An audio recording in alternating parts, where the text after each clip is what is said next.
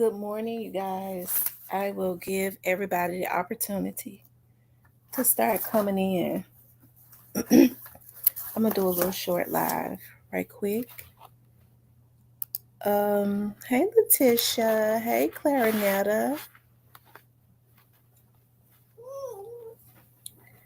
hey phenomenal black woman Grisel Hardaway,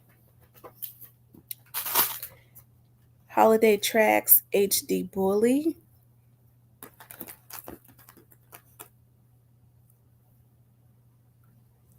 Fox, Your Choice Towing, Little Miss Muffin, Leo.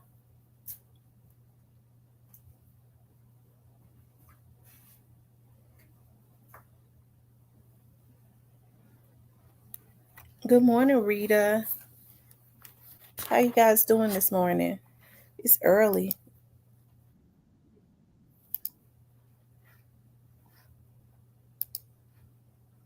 Y'all make sure y'all hit the like button.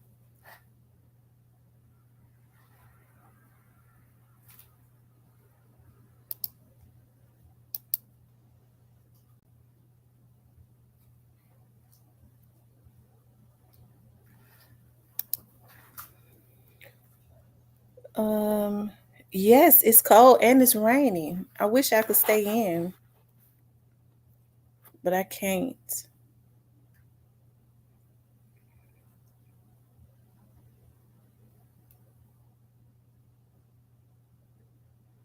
Okay, you guys, I wanted to talk about we must start being examples to our children in our communities.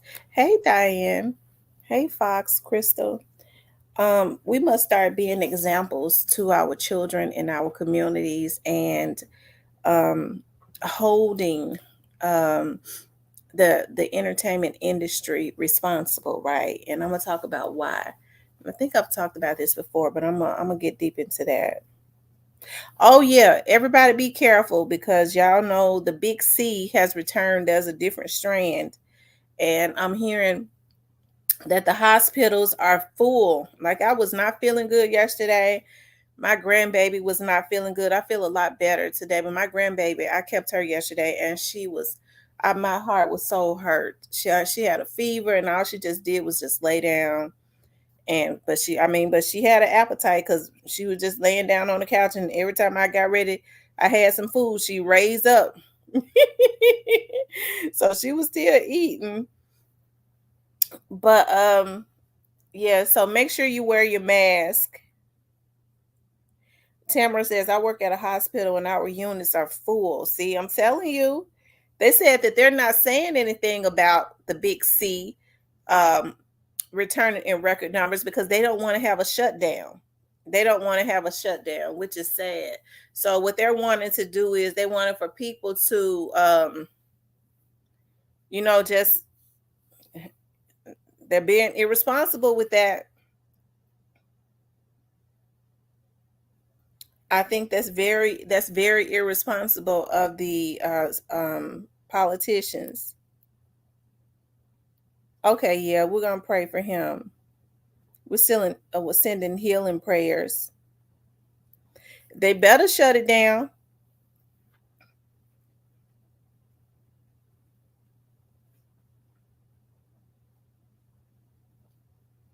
Yeah, they better shut it down.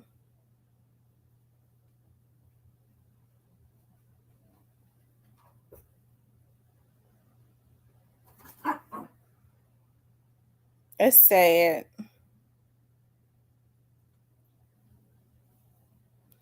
Oh my God, stomach virus symptoms is a part of the new strand. Oh Jesus. I'm glad I got some COVID tests. Tests. I said tests. I got some COVID tests. I'm going to I'm gonna take one. Take one before I get out today. I'm glad I bought the last time I bought a lot of disinfectant for my office. Like when you walk into my office, the first thing that's sitting on that desk right there by the door is hand sanitizer. I got a lot of Lysol. So I'm glad because y'all remember when it happened the last time you couldn't find alcohol nowhere. When they started back getting alcohol in stock, I went crazy on buying alcohol. So I got a lot of alcohol. So I would encourage everybody to go in and start stocking up because once they do, I guess once we lose quite a few people, because it's a certain amount of people that they probably want to be gone, and then they'll start talking about my daughter in law is a RN, said the emergency room is full of C19. Muscle aches is a symptom as well. Oh, Lord, my neck was hurting. Hey, Lucille. Okay. Oh, Lord. Everybody, make sure y'all be careful. I have been wearing my mask. Well, keep hand sanitizer in your purse, so that you can always disinfect your hands and stuff. Wash your hands consistently.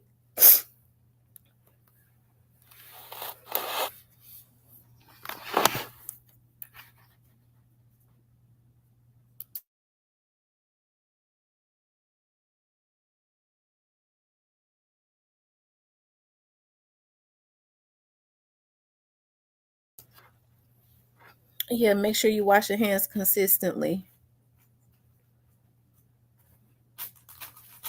Yeah, people are coughing in your face. They don't care. They nasty.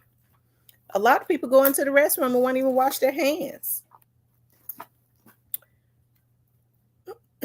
which is absolutely disgusting. Okay. All right, you guys, stop. Please move. I'm ready for Riley to go on home because he's starting to get on my nerve. Um, and I love him too, but he's starting to get on my nerve. Um, this show I wanted to talk about. I was looking at some stuff on just on the internet, looking at the news and stuff, and I was looking at um how young people, our young adults and our young teenagers and stuff have gotten so out of control, right? And looking at teenagers who are 14, 15 years old. And I hear people say all the time, "Oh, well, this child, 10 years old, 11 years old, this child is before their time." And when I look at a child as being before their time, I look at as a child as being before their time when they know how to process information, right? They know how to process information quickly or whatever. You know, but a child acting grown, being an adult business, not knowing how to be respectful to the people that they're supposed to be respectful to. Because, I also talk about, I also always bring up, because we were taught to be respectful, right? And so I think that it is important though that although we teach our children to be respectful, we also teach them the red flags of when you're not supposed to do what adults say, right? Because back in the day, that was used to hurt kids, right? When kids were told you always do what adults say, but then they were getting the M word by adults, family and friends and things of that nature. They felt like they were supposed to do what that adult said do, and so that adult violated that child's trust and violated that child's person and all of those things, right? But what I'm starting to see now is like when these kids are doing any and everything, right? Especially we see a lot of the teenagers now because a lot of the OGs are getting a lot of the older cats are getting teenage boys and girls to go out and do their dirt. And so it is good to be an example to your child. We have to be examples to our children, right? Because no child is supposed to. Now peer pressure has been around for a very long time. I think now they call it bullying or whatever. But peer pressure has kind of been around for a very long time. And so I think it is imperative that we start setting examples and making sure that we build a strong, righteous foundation. And I know that kids get into stuff, right? I know that they do. They get into stuff all the time. They can come from good homes, and a lot of times they will go left because they get into things, right? But it is important to build a strong foundation, because what I found is oftentimes when kids have a foundation, when they have a strong foundation that was built on some type of righteousness, even when they're out there doing wrong, there are just certain things that they just won't do, right? And so I think a lot of what we see now, I was talking to somebody last night and they was just talking about how these kids are, you know, and a lot of these adults, right? Like they just popping people and taking them out just to be able to say that they did it, right? And I know it probably has a lot to do with Memphis being a kind of like a lawless city at this point, because folks in their 40s already know that we didn't come from a time where you just took people's lives, okay? But it's good to start setting examples, because when people start talking about, well, CJ Davis needs to hire more police officers, and CJ Davis is the reason that these kids are out here doing bad. It really pisses me off, and I hear older people that you think would know better saying stuff like that. I'm like, are you kidding me? Like older people sitting up talking about, well, this crime is bad because CJ Davis ain't doing what she's supposed to do. You have a lot of these adults, y'all, that have teenage kids and have young adults that are still living in their homes, pointing the blame at the police director, pointing the blame at the politicians. Now, they do have a responsibility to do what is necessary with the resources that they get to put, I guess, put things in place, such as making sure that there's no deficit as it relates to having a shortage on police officers or law enforcement. They have a responsibility to put things into place to enforce the law. The lawmakers have a responsibility to write up laws and things of that nature to make sure hey, rest in peace, young dog, that things are put into place. But it is the responsibility of the parents, right, to build some type of foundation, because I don't want a police officer or a city council or a governor or a president or nobody having more control of a child that I gave birth to, right? That is my responsibility. Now I understand that sometimes it takes a village, and people have been receiving help since the beginning of time, but yet and still that is my child, and that is these people's children, and it is their responsibility not to outsource a lot of this blame. Like I said, I always talk about how I hear people say all the time, well, the police chief the Memphis police chief need to go because Junebug, they enforced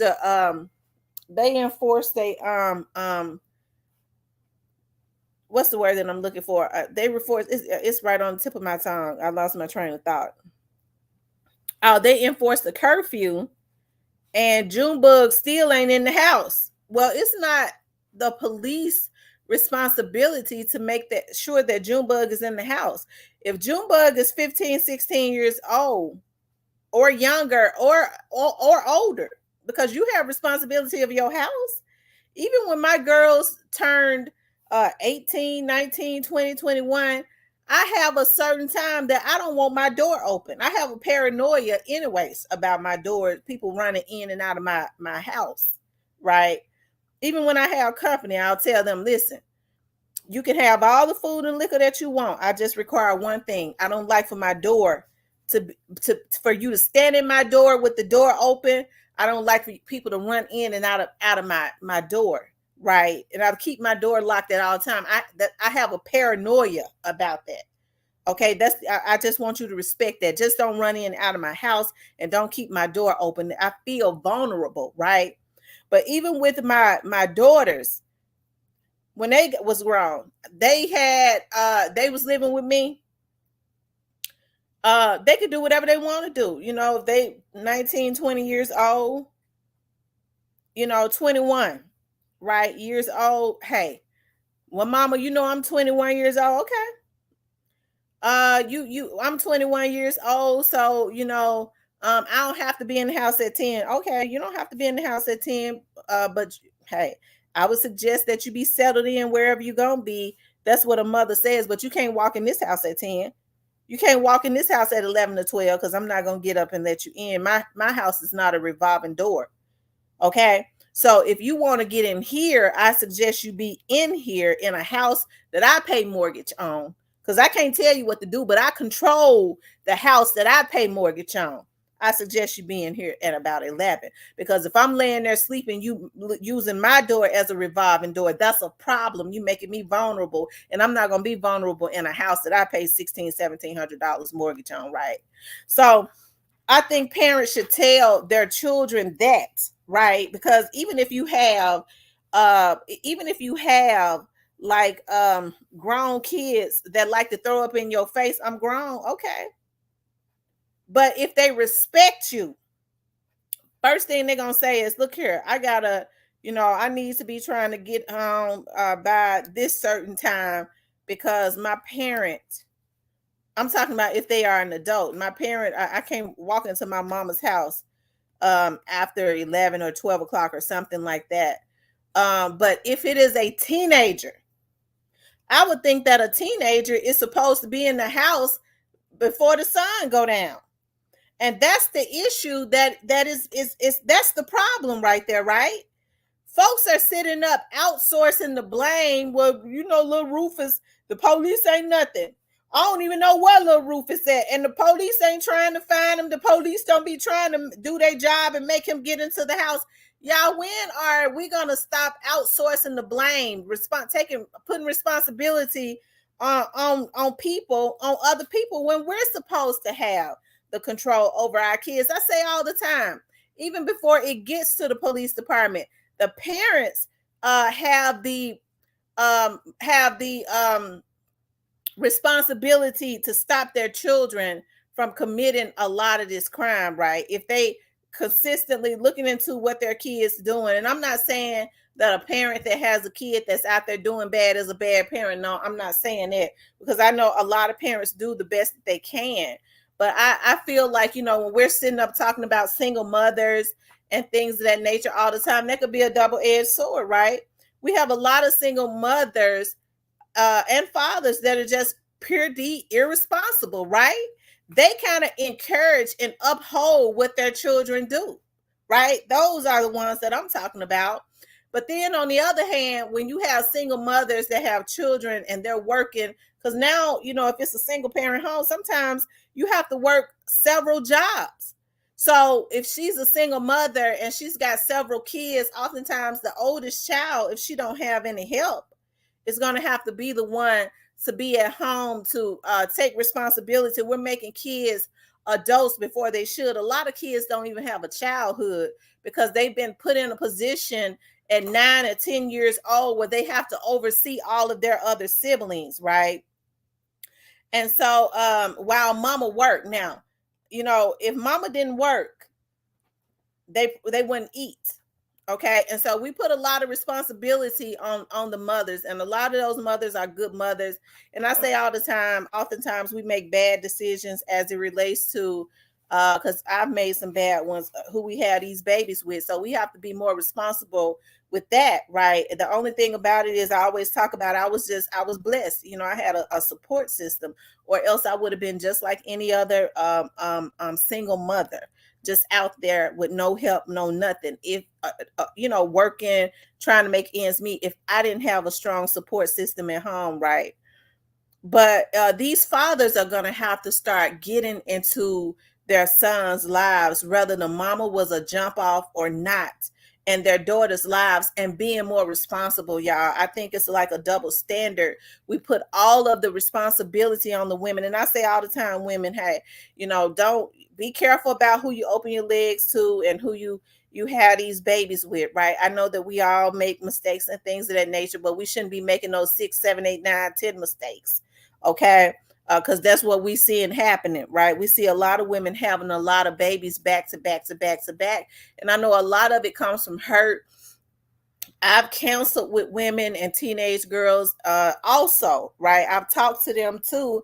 And I understand like a lot of abuse and things of that nature, a lot of low self esteem, and they look for love in all the wrong places and they allow people to use them, right? But I think as women, instead of being so evil, right? If you can help a young lady that wants to be helped, I'm talking about by sowing a seed in her, by talking to her instead of talking about her, y'all, we're going to have to get back to that.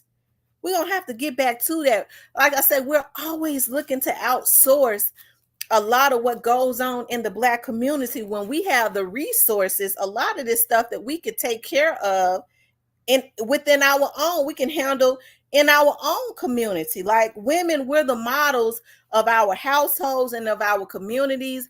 And if you got the ear of a young lady and she looks up to you, instead of gathering into huddles and talking about it, because everybody wants somebody to talk about, they always want to look down on somebody because it makes them feel better about themselves, right? But if we have the ear of these young people and they don't have any good examples at home, maybe we can talk to them. And, people say, well, I ain't getting into that. I'm not talking about people that you can't talk to. I'm talking about people that you may be familiar with and you know that you can talk to, right? Right?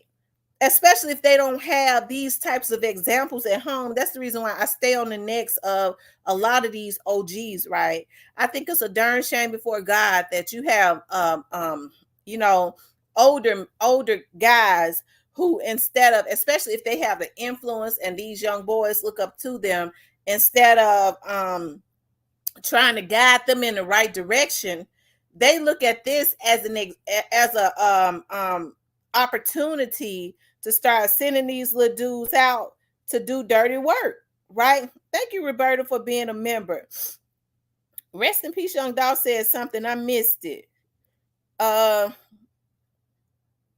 I guess he erased it because I don't see it no more.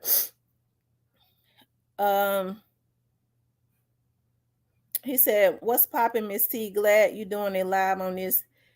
That was the number one thing. Dolph was big on protecting and taking care of them kids. Some of these faking as niggas ain't doing it. Oh, of course not. And they don't care to do it. And that's one of the reasons why Six says, what about the women who keep fathers out of their children's lives? They use the courts when they should be letting a father who wants to be in their children's lives. Well, let me say this, Six. I hear you on that, because there are a lot of women, and women gonna have to stop that. If the man decides that he don't want to be with her, the first thing she'll do is she'll try and keep the man from his children. But the good thing about it is that what the man can do is he ain't got to wait on her to go to the courts. He can go down there to the courts himself. See, I think that's the issue with a lot of the men. When I tell them, they go, well, the mama trying to keep the kids out of my life, and I want to have something to do with my kids. Okay, so what you got to do is you need to go down to the courts and you need to file some petitions down at juvenile court. Now, here's the thing. You're probably going to be on child support, but at least you're taking care of your kids. But you get on child support, you request that the courts give you visitation rights. Hell, try to get joint custody of them, right? And if you feel like, do what is necessary so that you can spend time with your kids. And if it's a lot of smoke between you and that woman, I would suggest that you not get visitation rights to see those kids in that household. I would say the kids are able to come over to your house for the weekends or something like that.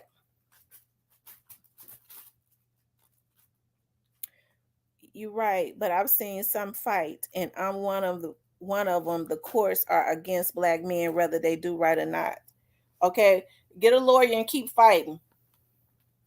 Get a lawyer and keep fighting for your kids. Okay, because I think it's irresponsible, especially if you are a good father. And I'm talking about any man that's a good father. And being a good father is not just providing for your kids financially, right? Being a good father is being there for your children, emotionally validating them and things of that nature. But if you have a woman, and I do know that women can be very vindictive, some women feel like it's about them, right? Um, even when the person has hurt them and been low down and dirty to them, they got to understand, even with all of that hurt, it's not about them, it's about their children, especially if the man is a good father. He might have been a no good man, but if he's a good father, he deserves to have a part in his children's lives, right? And so that's the reason why I say, and it ain't even good, because a lot of men have said, well, I want to have visitation rights. If there's a lot of smoke between you and that woman, I would not even suggest that you sit up at her house to visit your kids. You already need to have a safe, healthy environment that you can take your kids to and spend time with them, right? But you're going to have to do it through the course. And I don't know what it is. I'm not talking about you, but a lot of black men, for some reason, they don't want to go through the courts. They don't want to do that. But hey, sometimes that's what you have to do. And so that's the reason why I say a lot of men too, especially if they're good fathers, they're going to have to start, you know, that's an example. Just like some women got to choose better men, a lot of men gonna have to. Some men are gonna have to choose better women. Lucia says a no good man can't be a good father. Spend that money. They can't keep you from your child. You got rights too. Yeah, spend the money and do it. Do what is necessary. Like I said, I think in the state of Tennessee, in most states, you're gonna have to pay child support, which is nothing wrong with you paying child support. You're paying child support. I know a lot of men look at it as well. Well, I'm not talking about you though. And they go, well, I don't want to give her no money. No amount of money that a man, and they probably ain't gonna be paying but like $100 and something a week. No amount of money that a man can give a woman in child support could ever equate to what that woman does for their child every day, right? No amount of money could. I hear men talking about I pay $150 in child support. Oftentimes it's a month, and it's going in her pocket. That lady got light bill. She keeping lights on for your child. She feeding your child each and every day. Hell, $150 don't buy groceries. I pay $200 a month, and you got 4 kids, and you ain't paying but $250 a month, right? You got 4 damn kids over there, and you think paying $250 a month is a lot of money. I'm paying almost $500 a month. You can't even pay rent. I don't know nowhere you can live for $500. So there is nothing that you could ever do to suffice what that lady is doing. She has a lot of responsibility. Groceries cost. I went to the grocery store, had 3-4 bags, and it was $200. Can you imagine if I had a lot of mouths to feed? And I think men need to think about that also, right? Because taking care of kids is more than just buying Nikes and buying clothes and stuff. They have to have lights. They have to have shelter. They have to have sitting at the doctor's office. They have to have insurance. They have to have all of that stuff, right? The woman got CPS cases, a mile long for SA and negligence. I turned my whole life around, been out the streets for years, and I still got to fight. They use my criminal history to not give me my kids. Oh, wow. They can't stop you from having visitation rights, though. They can't stop that. I can't see a court stopping you from having being able to get your kids and spend time with your kids. I don't,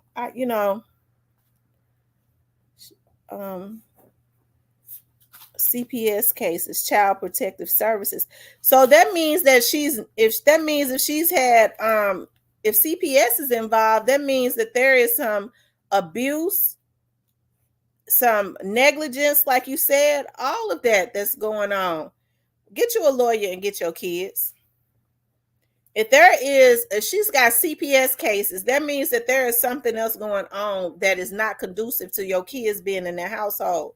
Get you a lawyer and get you and tell your lawyer to get you an investigator and see what's going on. Set up shop and see what they got going on over there and get your kids. Go get you hadn't been in the streets, get your background cleaned up. Go get that stuff expunged off of your background and go get your kids.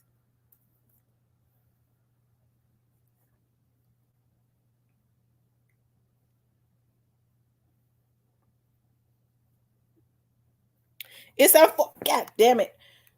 Remy, I'm not playing. Look, Remy, don't look. You're gonna upset me.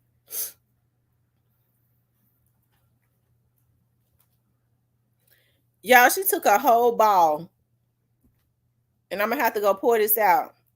And took her ball because she wanted me to play with her, and she didn't even want me to play until she saw me on here and put it and dropped it in my cup of coffee. Now I can't drink this coffee with her damn ball being in my coffee.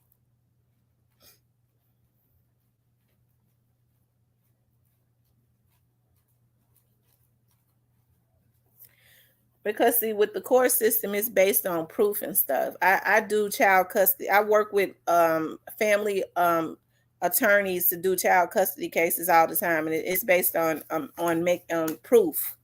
And what we do is we have to get the lawyers proof for their clients that the child is not in a good environment.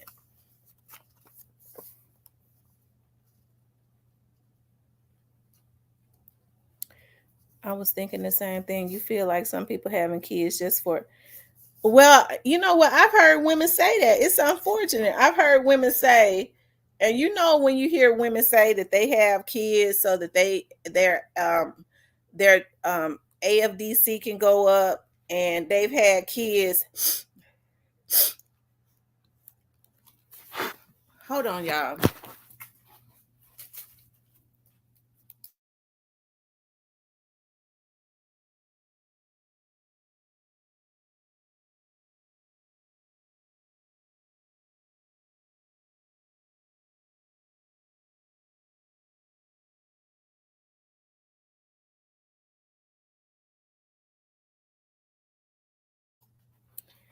That's right. He was supposed to go to court today.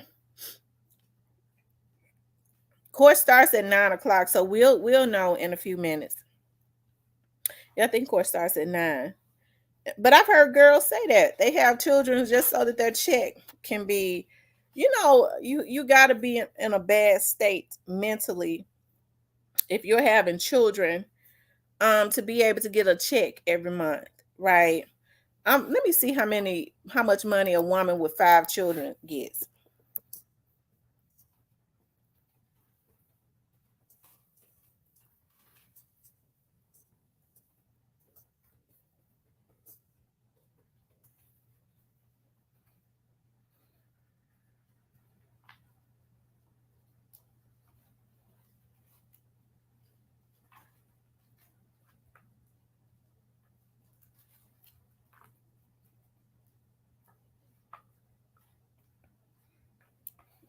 It's not telling me.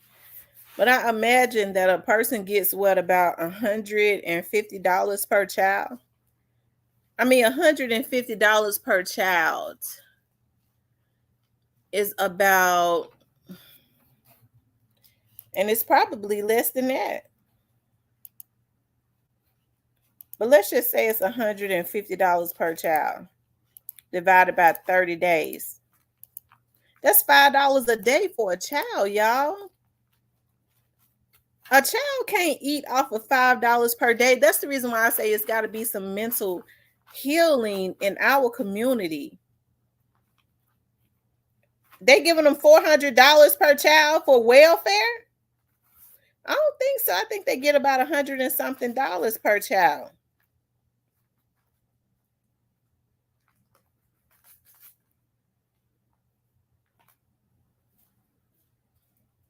Oh my God. Lord have mercy. And so that's the reason why I say it's got to definitely be some healing in our community. And even if mothers are single mothers, mothers have, I hear people say now, and it's almost like they're wanting to program that into the heads of a lot of these kids and use this as excuse. I feel like good fathers should be in their child's lives.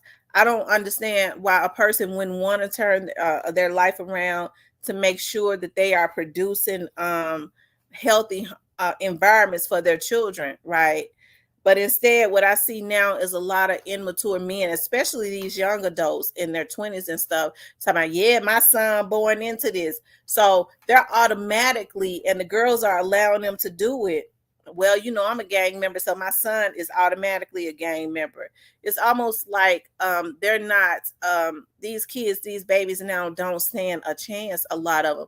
But what I hear society saying now is, well, it's like they want to etch that into the brain of the single mother and the boy. Well, he was raised by a single mother, so if he was raised by a single mother, he's gonna be bad. He's acting out because he was raised by a single mother. You've had women raising um young men by themselves since the beginning of time, and a lot of them turned out to be men of substance and valence. Okay, so you can't tell me just because I don't like for society to put that into the atmosphere. And so now I hear mothers saying, well, my son act out like that because I'm raising him by myself because I'm a single mother. No, lady, women have been raising men of honor since the beginning of time. A lot of men that are doing great things for their community, a lot of great fathers and stuff come out of single homes. They had a mother and grandmother or whoever to raise them to have substance. They got value. It was a foundation built on the inside of them, right? So I don't like for them to put that into the atmosphere in our community. And I only hear that, in the Black community.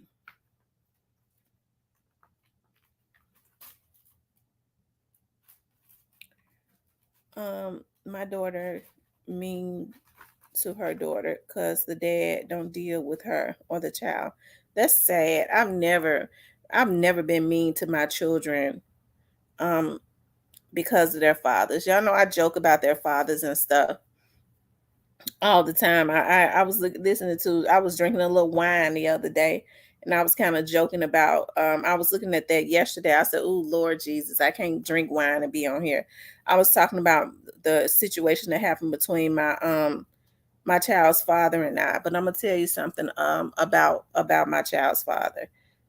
About them when they look at their daughters, even though people, they did some things in the past that they shouldn't have based on their issues with me, right?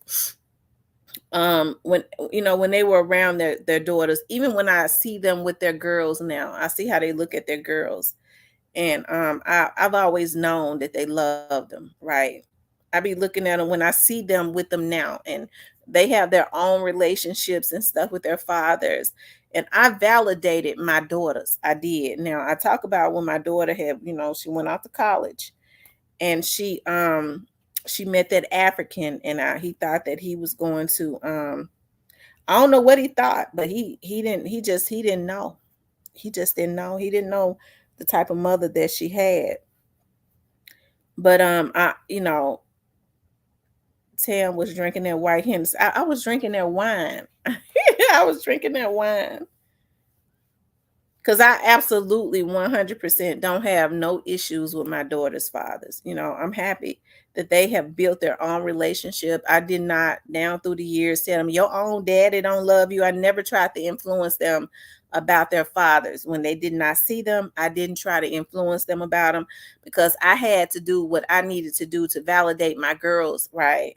There was some things, like even when my daughter had gotten with that African, there was some things I would go, maybe if their fathers, weren't so stubborn and had been around more, maybe they would have been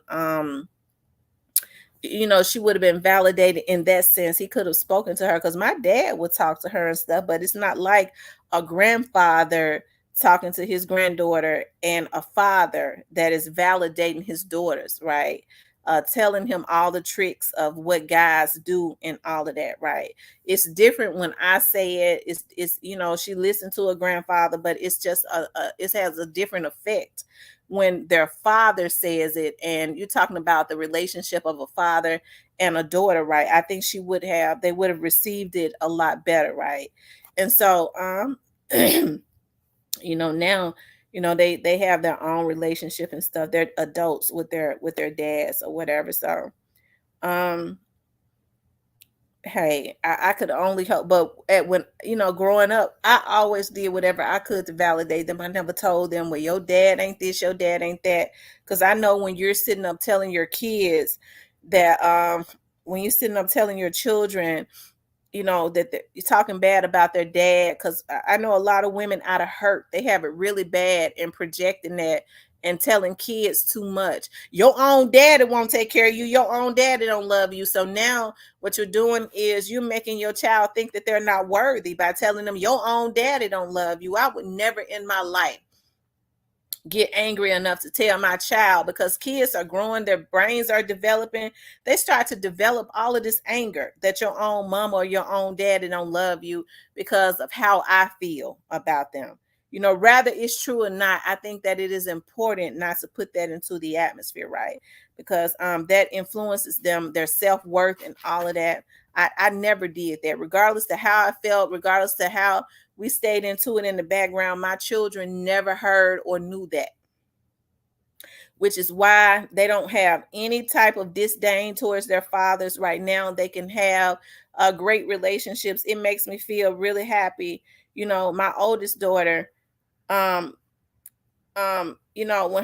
her dad calls her, he's been having some issues with his health, and it makes me really proud for her when she sometimes she'll call me, well, mama, I'm going to if I keep the baby all day, if I have the baby, I'm gonna be a little late because my dad called me, and my dad says that he's hungry, so I'm gonna go and take him some I'm gonna go do this and that for my dad at the grocery store. And so because I did not influence them or tell them and put all of that heaviness on children, I think sometimes adults are irresponsible with that. They put all of that, my child is my best friend, I tell them everything. That's a damn child. You ain't got no business telling these kids half of this stuff, especially if you're trying to influence them as it relates to their parents. If you be quiet, they'll see it as they get older anyways. You ain't got to say nothing. But I definitely never tried to influence them as it relates to their fathers, because I was too busy trying to validate them, to let them know that regardless of who was in their life or not, I tried to validate them, to let them know I love them. Everybody around them loved them, right? And I tried to give to affirm my children. And I think people kind of get away from that, well, my child need a role model. I'm the motherfucking role model. What you talking about? So when I hear people talk about, well, my son going to the OGs because they need a role model, the role model starts within the household. Well, I can't be the role model because I'm the woman's. They got it messed up. They got the game confused. No, ain't no OG gonna be my damn child's role model. Just like I don't want the police to have more control over my child than me. I would feel like less than a mother if I had to call the police every day just to get my damn child to conform, not unless they had a damn mental illness.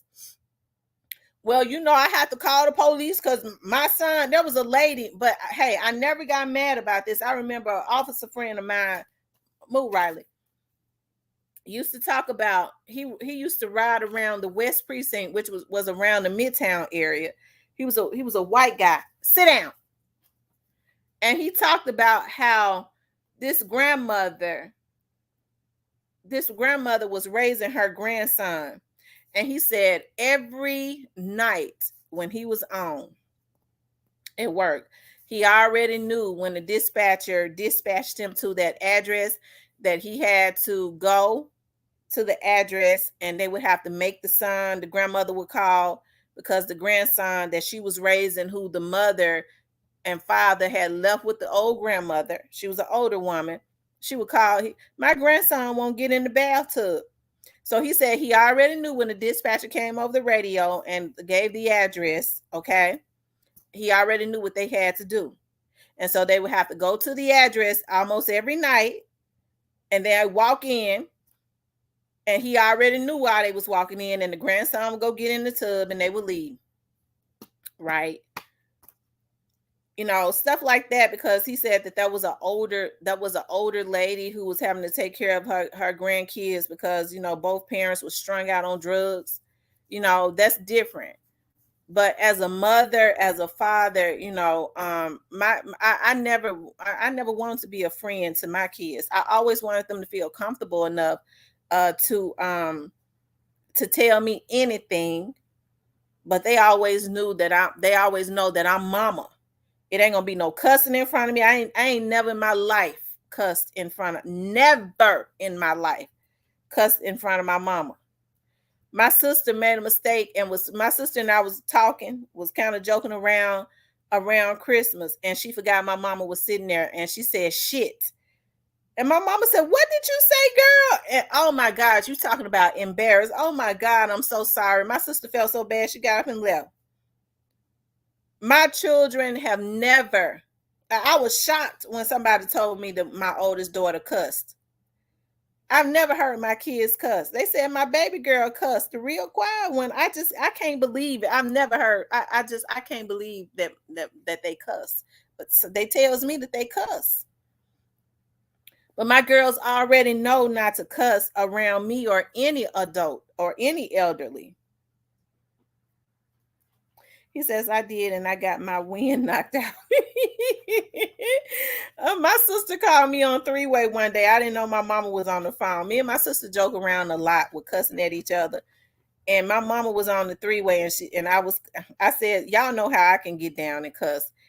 And my sister said, I hope you know your mama on the phone. She said, Lord have mercy. I didn't think such words could come out your mouth. I hung the phone up, y'all. I hung the phone up. So that's why sometimes I have to think when I'm on here. I go, my mama said, well, my mama told me the other day, I'd be kind of scared to get, when I see that you live, sometimes I say, well, Lord, I ain't gonna get on because I don't know what I'm gonna hear. So I got to do better, y'all. I don't want my mama to be scared to get on my live.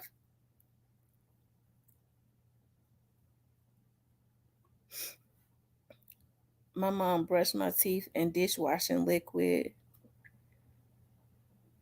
Um, there's something real special about those grandchildren. It's a different kind of love.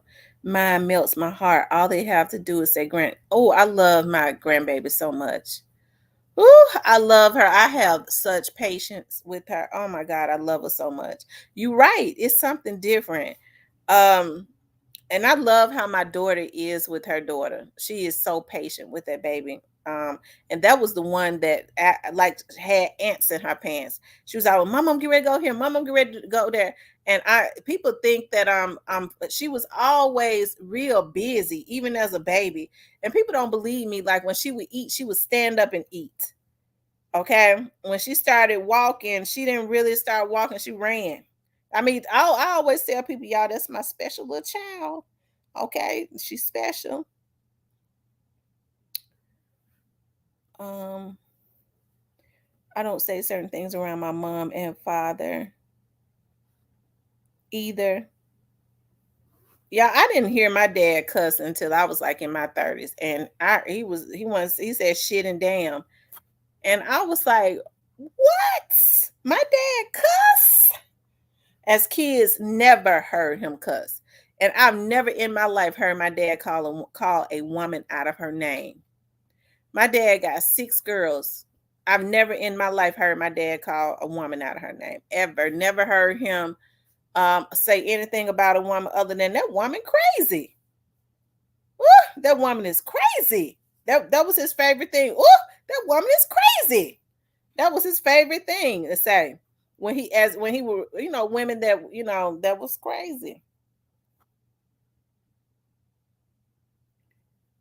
Daycare man, Gristle, you started young.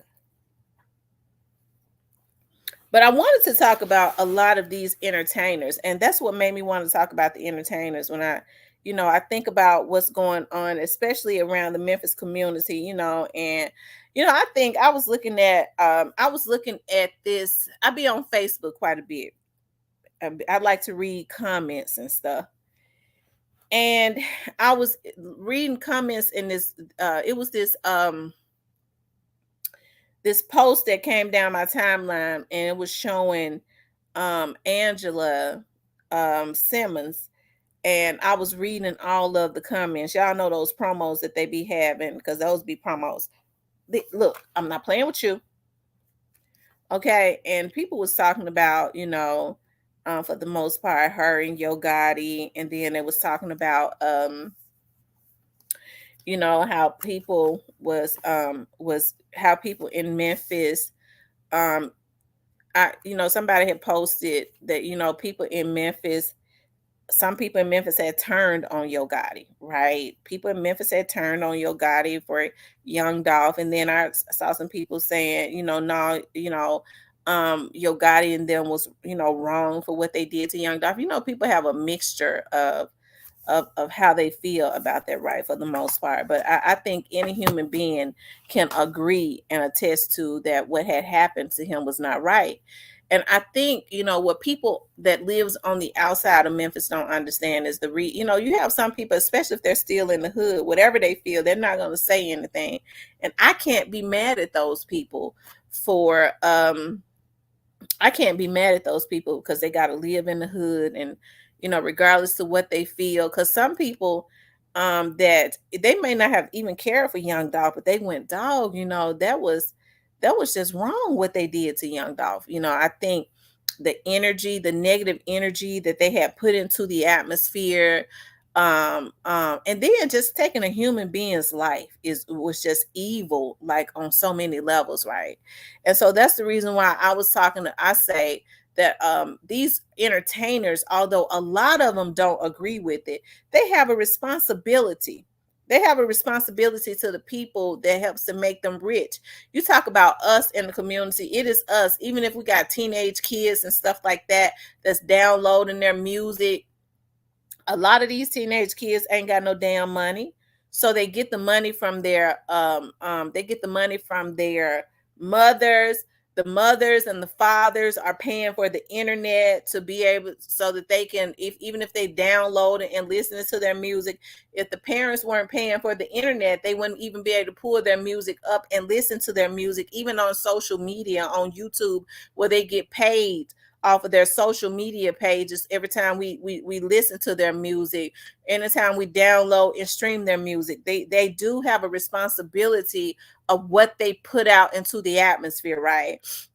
And so I think it's very irresponsible when I hear rappers say, well, ain't none of these kids mamas and daddies. That mamas and daddies need to tell them better. And I go, you're right.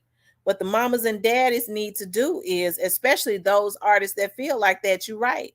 I think they need to demand that they don't listen to their music, don't give them money to stream or download their music. And if they turn the damn internet off, they can't listen to it anyways and take their phones. And I wonder how the artists who feel like that they don't have a responsibility to the people that make them rich would feel at that point, right? I just think it's a darn shame how irresponsible a lot of these artists are.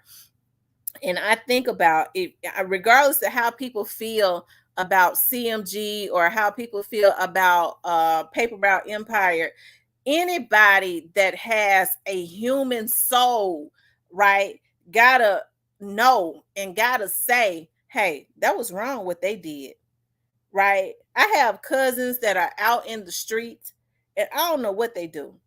But what I gotta say is, if my cousins were involved in something where somebody was taken out, okay, I would say, you know what, I love my cousins because I do love them. But you know what, they show was wrong, right? That show was wrong. It ain't no way in the world, rather than defend what's wrong, because hey, I understand people sticking behind their relatives, right?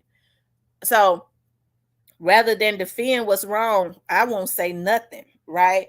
Because there have been times when I knew that my cousins was wrong. I tell them, y'all motherfuckers is wrong. Okay. But when people came up to, well, you know, your cousins did such and such, I don't want to talk about that. You know, rather than defend it, I just remove myself from it and let them know y'all wrong for doing that. Right. Because people have a responsibility, y'all. And I think these artists, what they put into the atmosphere, promoting, taking people out and promoting, using their money that they make off of the communities and stuff to to put hits on people. There is nothing righteous about that. And for me, I could never stand behind anything like that. And I think that that's where people got it twisted at. They're not holding their favorite artists responsible. Well, Yo Gotti and them, those are black men. Fuck them. That was a black man. Lord forgive me for saying it. That black man stuff went out the window when they chose to take a man from their children, from his children. Yes, they are black men, right? We understand that they are black men. We understand, when we was helping to make them rich, because I've listened to their music too, right? Listen to their artists. We understood that when we did not hold them responsible, when they had a history of trying to take that boy out, it was nothing right about that. I feel like the righteous black men should have stood up then and had some type of meeting, regardless to what Young Dolph said or didn't say. People been putting stuff in music all the time and making money, right? Regardless of what he said or didn't say, they still didn't have a right to take that man's life, just like nobody would have had the right to take Yo Gotti's life, right? If because he said something or because he was sending his artists out to say something, right? So that's the reason why I say our community is going to have to do better. We can't just uphold people because of how we feel about them. And we can't bring up that, well, these are black people. We just got to stand behind them. The moment they start destroying our community, we got to take our hands off of them. It was an energy that was released into the atmosphere when they did that. And so not only did they release a demonic force into the atmosphere, they started putting demonic people. A lot of them are not even in our communities. We finding out a lot of these trolls that got on here that was vicious, other than some of them black guys that's going to jail from down there in Texas, okay, that the FBI is going to get. We found out a lot of them weren't even black people, which is the reasons why they hired them to get on the internet and viciously attack. They don't have they don't give a damn about the black community, right? So they hired them. Not only do they take Young Dolph out and release that demonic energy into the atmosphere. Young Dolph was another. Before somebody said, well, Yo Gotti is a black man. Young Dolph was a black man that is now in his grave and can't continuously provide and protect and raise his children because of other black men, right? So what makes their life better than Young Dolph's? At least when they go to jail, their children can come down to the jail and see them. Young Dolph's kids can never lay eyes on him again in the physical, other than by looking at his videos and pictures. And so people that put putting being a fan first, you need to have a heart checkup, because you just as barbaric and evil. You better have a heart checkup before God give you a checkup. Because a lot of people have placed themselves into this stuff. See, they what they'll throw at me is, well, you're a woman. Women ain't got no business being caught up in no men stuff. Don't think I don't know now when they start putting that stuff into the chats that it's some of their people. So what they're doing is they're still throwing out idle threats and things of that nature, trying to control, just like they did Young Dolph, what people say. Well, if he ain't gonna shut up, because if he wasn't being successful, they never would have hit him. If he ain't gonna shut up, we're gonna kill him. That's what's got the FBI on their asses now. So when people decide that, well, hey, Young Dolph should have been quiet. Well, then, okay, it's laws against what they did to him. Young Dolph had the right to say any and everything that he wanted to say as long as he was not violating them. They have a continuous history of trying to violate the very people and sending other people out that help to make them rich. If them niggas didn't have no money, they couldn't have done half of what they have done. I feel like it's a slap in the face of the Black community that we help to make these Negroes rich, and then they use the money to destroy their community. Because when you putting hits on people, when you're paying vloggers, when you're paying people that work at record labels like Empire to hire trolls to get on here to hack and things of that nature, you're destroying the community, right? That's what you're doing.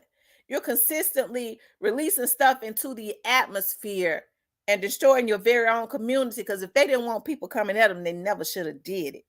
Let's get to the bottom of that. When people start trying to be judgment, well, you shouldn't have said that. No, they shouldn't have did it. When do we start holding people accountable? We wouldn't have nothing to say if they had not taken that man from his children. That's being morally bankrupt and corrupt when you can try and justify other Black men taking out a Black man just because he said something that they didn't want him to say. Who died and made them Negroes God? And so now we're supposed to stand behind them because they put their foot in their mouth. Well, you know you wrong. I think the mistake that a lot of people make is thinking that I get on here to, and that's the reason why they viciously came at me in the beginning. But y'all, it's not over. You don't come at me and violate me and then think because, well, I was just wanting to, my anger was misplaced. Well, then you're gonna have to pay for your misplaced anger. You got me fucked up, motherfucker. You don't come at me and then decide, well, I don't want to do it no more. No, bitch, you're gonna die or go to jail. That's what you're gonna do. That's the only way I'm gonna be satisfied. And maybe I'm wrong for saying it, but people that's in here, they don't understand what these motherfuckers put me through because they being paid by Empire by way of CMG. If you don't believe me, ask the FBI. Okay? A lot of these trolls, I was looking at some of these trolls, y'all, that used to be in my chat, and I don't know why God took me to I just became interested in looking at because I like a lot of the New Orleans music, right? And so I've been looking at Terrence Gangster Williams stuff. I think a lot of what they do is hilarious. Sometimes when they go back and forth with each other, I don't really buy into that stuff about BG being a rat or anything like that, because I don't know anything about that.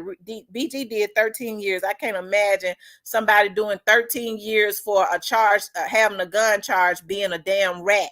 Because first of all, they overcharged him. They don't even give people that commit murder 13 years. So if he did 13 years for having a gun charge, I can't imagine him being a rat. Okay? I can't. Okay? And so anyways, I was looking at the young lady's I was looking at her vlog because, like I said, I would like some of the New Orleans. I love the bounce music that New Orleans have, and there was these two artists that one of them is no longer here. He had died, and his baby's mother had been talking about him, because when I saw that he had passed, I was like, dog, he passed away. I hate that because I like their music, And so I saw some of the trolls, y'all, that used to be in my chat. And I was like, what the hell they doing way over here? And this girl from New Orleans, and she ain't even no vlogger. Like, she just talking about her baby daddy. Right? The same trolls that was in my chat. This how you know they working. I started snapping more pictures than I could snap to send up. Okay? Some of the same damn trolls. Right, in her chat. That's how you know they are connected to a record label. And I think it's a darn shame when you have Black men getting their Black asses on here being trolls and violating people for a damn dime, and then have the nerve to say that I'm the problem. And so what people don't understand is, when they were sitting up talking about, was she on here so she could tell the police everything? Let me tell you something. I have friends that are police officers. I have people that work in law enforcement. I've never in my life called him and said, this vlogger has said that this, I'm trying to collect information for this, y'all. I'm a professional for real. If I was trying to collect information, I wouldn't even be using my face. But I don't on here, I would be up under something assumed, right? But I think it's a darn shame, y'all, that but you know what's so funny? Why they was thinking I was on here trying to collect information to give to the police, because I don't do stuff like that. I do investigative work, but they don't even know what my investigative work entails, and it has nothing to do with anything that's on here. Hell, people hire me to do a damn job, right? That a lot of the people, it's more people that call themselves gangsters and stuff that keep the police informed than I do. You can ask any friend that I got that's in law enforcement. I got a damn auntie that's working on a young dog's case, okay? And I've never in my life said anything to her about anything other than them hacking. And hell, I don't have to say anything to her. You know why I don't have to say anything to her? Because a lot of times she'd be sitting in the background looking at what was going on. And the first thing that she said from the very beginning was, I tend to believe that it's got to be somebody, even before I believed it, that's coming from a record that's being funded by a record label, even before I knew what was going on, she said, because she'd be in the background listening. Right? And even now I don't call her, auntie such and such, such and such. I don't do shit like that. But a lot of these ones that claim they solid, that be on here hacking, now they getting money from the folks and then being the damn snitches. You can't do both, you bitches. Right? So I think they come at me because they scared that I know and that they rats and gonna tell it. I'm not though, because I'm not into stuff like that. I got on here to vlog and get off. But they pull me into this, y'all. They pull me into this when they started and they go, well, why is she so mad? When I first started getting on here, I was so happy to just be vlogging. I was like, I said I wanted to vlog. It's fun to communicate with folks. I wasn't getting on here trying. As a matter of fact, I was neutral. When I first started, I did not say anything bad about Yo Gotti. I didn't say anything bad about Young Dolph. I let people get up on my panel. Okay. I let people get up on my panel and voice their opinion. And I would say, well, now we can't blame people. Now, regardless to what I knew or didn't know, I didn't do it. Okay. I didn't do it. And so, yeah, regardless to what I knew or didn't know, I didn't do it. Okay. Hold on, y'all. I got a head cold. I be having it. If I go silent, it's because I have to put y'all on mute to blow my damn nose, okay? Because I can't have no that. I took some medicine. That mucus coming up, it's gonna come up out of me, okay? And so when they started viciously attacking me, and I started being informed that it was coming from a record company, it seemed like to me it's coming more from Empire than anywhere, though. Hey, I think that's gonna be another story. Okay, don't send y'all's trolls at me because they already onto y'all the black person that's behind it. Okay, um, hey, I keep weapons. I keep my head on swivel. I ain't none of Jeremiah Taylor. Okay, rest in peace to Jeremiah Taylor. But I think it's a darn shame what happened to him. But this is what I'm talking about, you guys, when I talk about how sick our communities are. And listen, I don't know what happened to Jeremiah Taylor. Jeremiah Taylor. It could have been anything. Nobody has told me anything that had happened to Jeremiah Taylor. The only thing that I was told about Jeremiah Taylor is that they was on top of it. Hell. Okay, I don't know anything about it other than I think it's sad that it happened to him. Because I don't know what Jeremiah Taylor was into, right? But wait, I can't believe he doesn't blog, but God is good.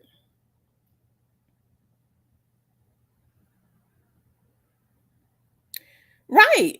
And so when they get to talking about, well, we black people be wanting to tell on each other, y'all, what sense does it make to think that you can come up off the back of destroying somebody's relative, right? Y'all, they get connected with these record labels and stuff. These record labels like Empire and CMG, God, they don't really own CMG at this point. He's just probably the face of it because he's given up so much of the percentage, right? But what good is it for a man to gain the world and lose his soul, and then you end up losing everything in the end? A lot of the stuff that these people have done on here, y'all, is like I said, when they started making indictments on here, it's gonna be bigger. Okay, it's gonna be bigger than what happened on Backpage. It is, and it's sad to me when you see women on here that are involved in a lot of the things that has been going on and have put themselves in bad positions, but yet and still it's not something that I did. When I started filing reports, it is because of what was happening to me directly. It wasn't because I've never in my life filed a report and said, I had somebody to come to me in my comments and say that this person did this to Young Dolph. I've had a lot of people to send me stuff. I ain't no damn fool. I know when people are sending me stuff in hopes that I'm going to send it to the police, the first thing I tell folks, if you believe that, you contact the police, right? But the only time I file reports on people when they've been a direct threat to me and my family. And when I say I filed them, I have filed them. When I found out how they was violating me as far as hacking into my internet and stuff like that, I started filing FBI reports, right?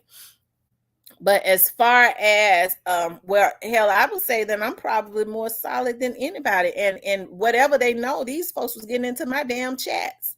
It's not like I wasn't telling them, well, you the police page. I said, I told you motherfuckers they be up on here. So they were more crash dummies than JoJo Splat and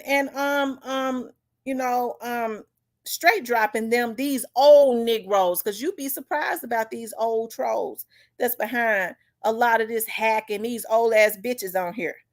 Okay, theirs come from being jealous and wanting to go duplicate your damn ID and hoping to get some credit cards and shit in your name. That's how big their organization is, but that still ain't got nothing to do with me. That's between them and the FBI.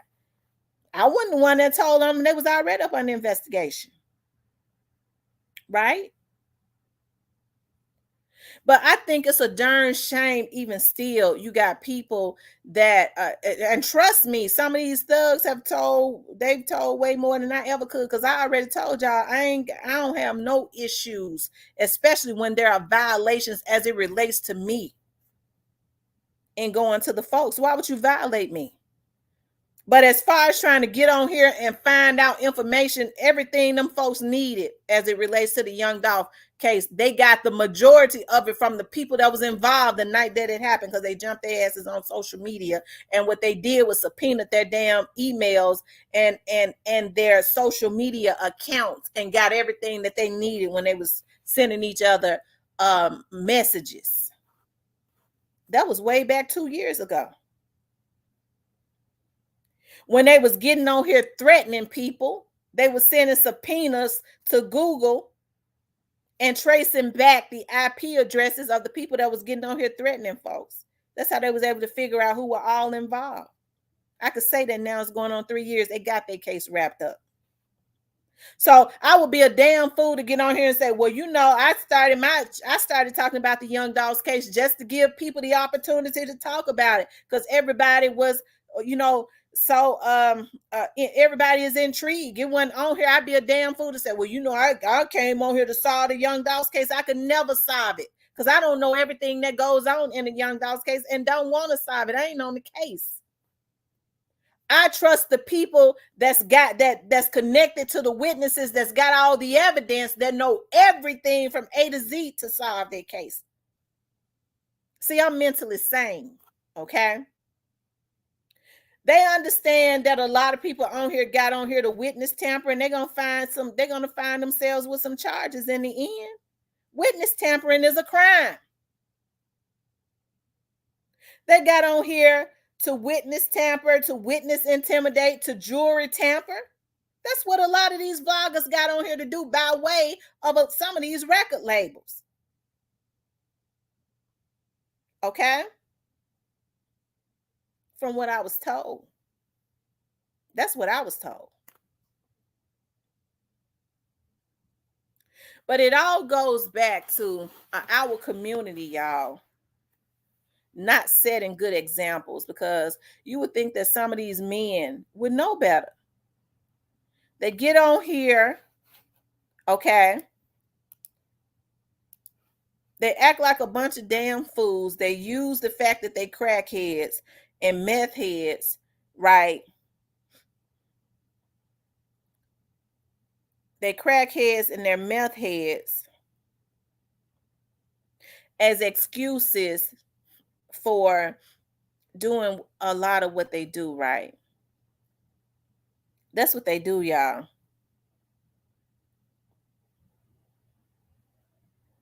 I'm trying to read the comments. But we got to start setting better examples. It shouldn't be no reason why men are so whacked out that they can't refer to a woman. Because I don't know a righteous man that, and I know my dad wasn't perfect, okay? And the reason why, and I say this, because I love my dad with all my heart, but you have to understand, my dad was an elected official. And it's something about men with power. They are a magnet for women. Okay. Women, they love to try to associate themselves with men with power. So I'm sure he wasn't perfect. He was perfect to me, but I know as a person that he was not perfect.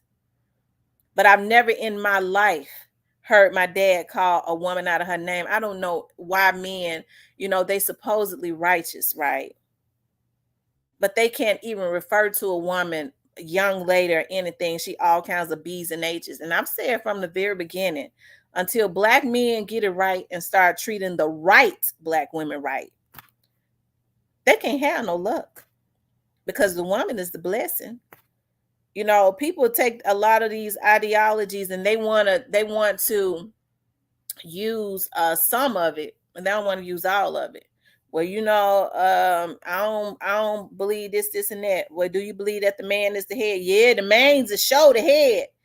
Okay, well, you can't use what benefits you and not all of it. Because if I'm gonna believe some of it, I'm gonna have to believe all of it, right? The majority of it. I believe that the man is the head, but I also believe that men are supposed to provide and protect. You can't be the head if you don't do that. And the problem is, I don't see a whole lot of men protecting the women. Well, some of these women is hoes. Well, there are a lot of women out there that's whores. They're whoremongers, but all of them ain't. And even if they are, it should be other ways that you refer to women. I know righteous men when I see them. I've dealt with I grew up in the hood, so y'all know I've always had contact with straight up. Even when we moved out of the hood, I was still in the hood. I've had contact with hardcore street dudes. I was telling y'all about the first guy that I dated. I had no idea. My very first boyfriend. And he was out there in the street, I would hear him cussing and stuff.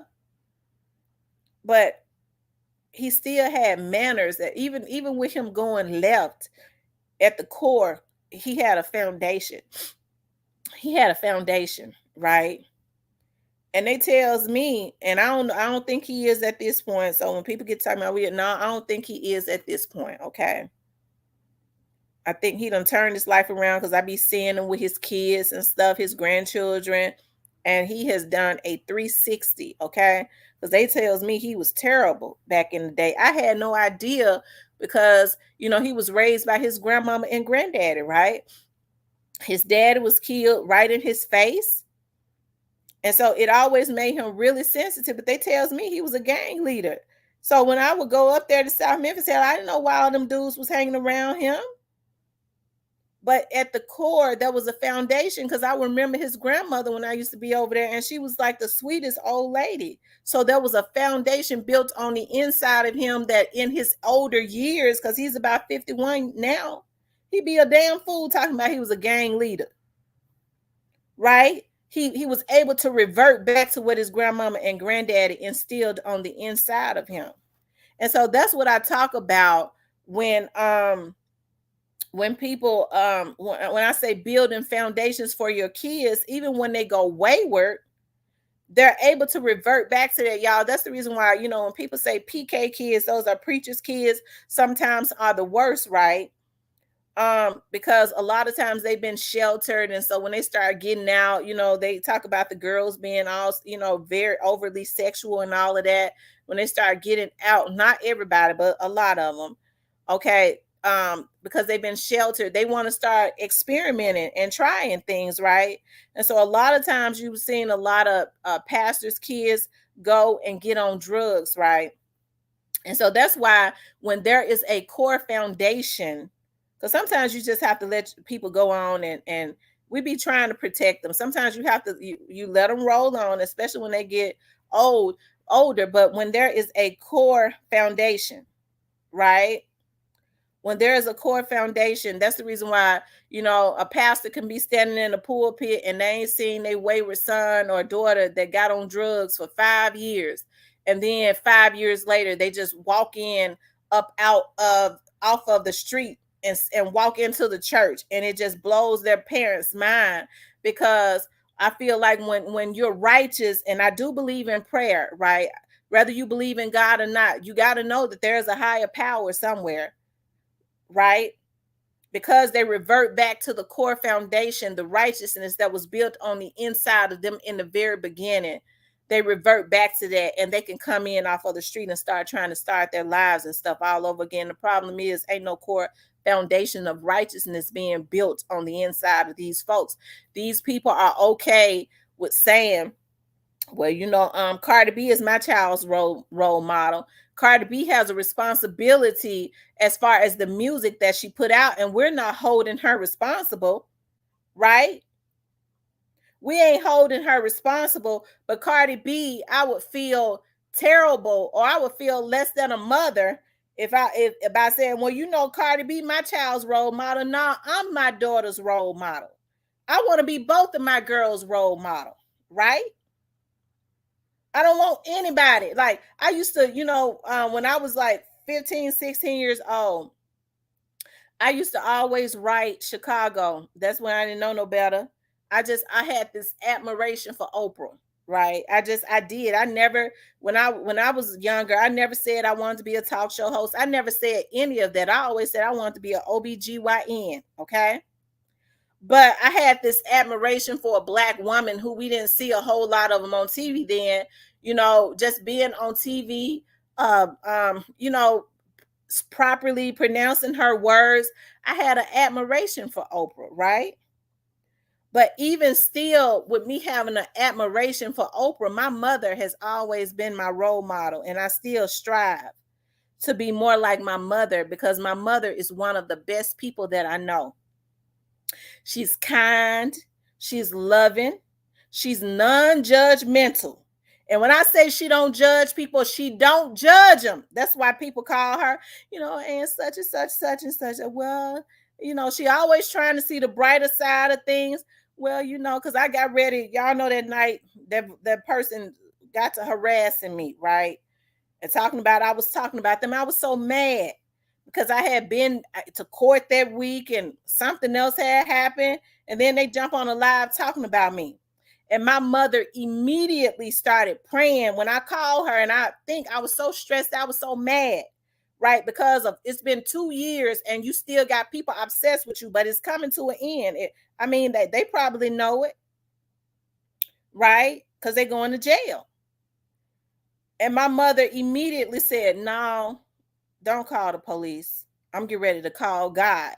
And that's what she started doing when I was on the phone. That's the reason why when I went back and looked at that, I started getting, like, I was so mad because of what I had been through.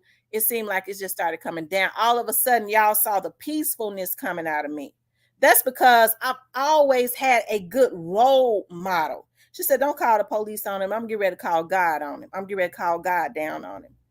And it was like a peace that just came over me, right? So even though I had an admiration for what Oprah was doing, my mother has always and still is my role model, right? And still is. My mother was a teenage mother. My mother was a teenage mother. My mother had me when she was 16 years old.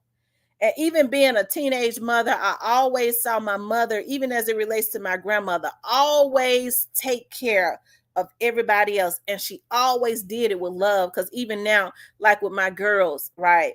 I go, even with one of my babies, especially with my baby girl, I hear my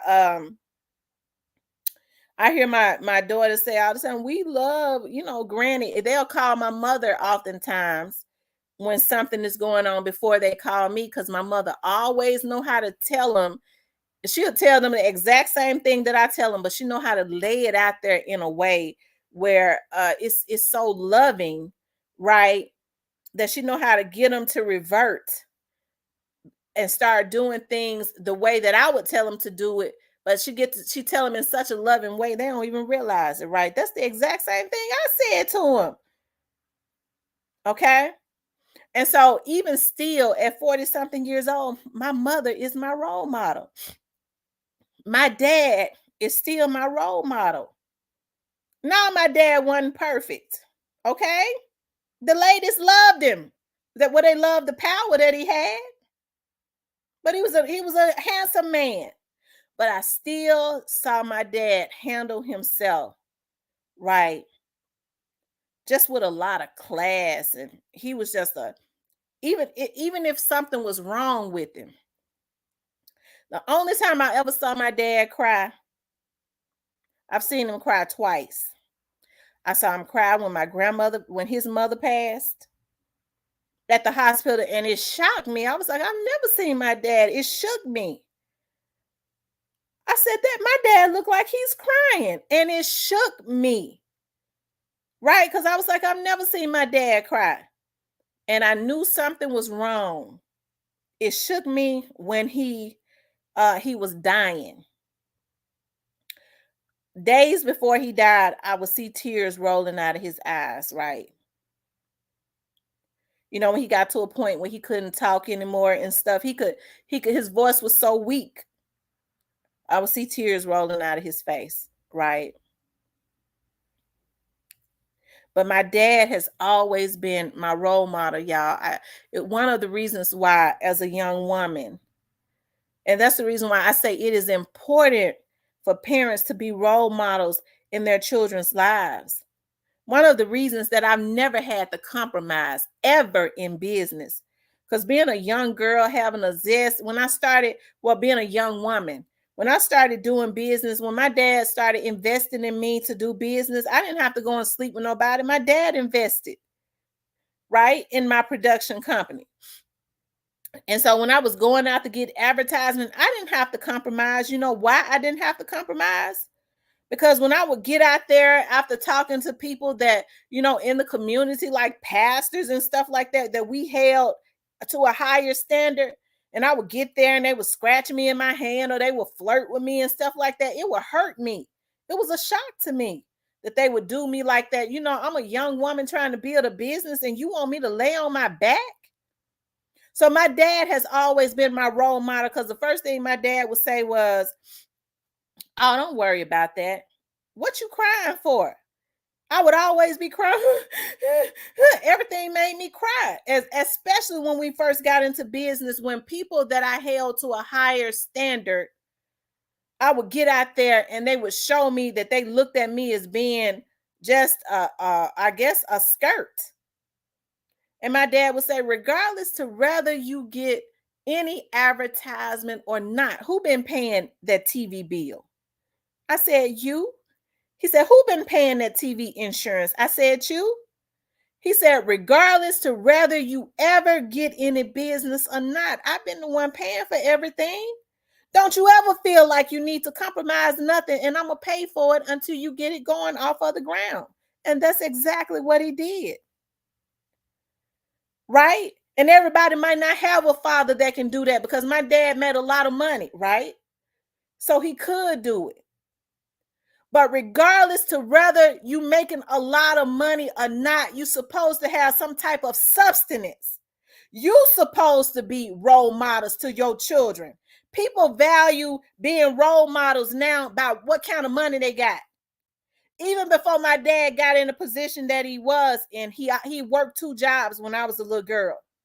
And then God took him. He was always a hard worker because he came from greatness with my granddaddy and them, right? Working hard. But I still looked up to my dad. He was poised. He was an astute businessman. He was a strategist. He was all of those things, right?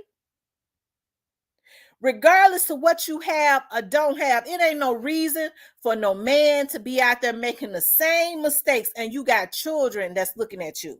You sitting up calling your baby mama all out of her name around your daughters. You talking about calling your baby mama all kinds of B's and H's in front of your daughters. Your mama is a hoe. Your mama ain't nothing.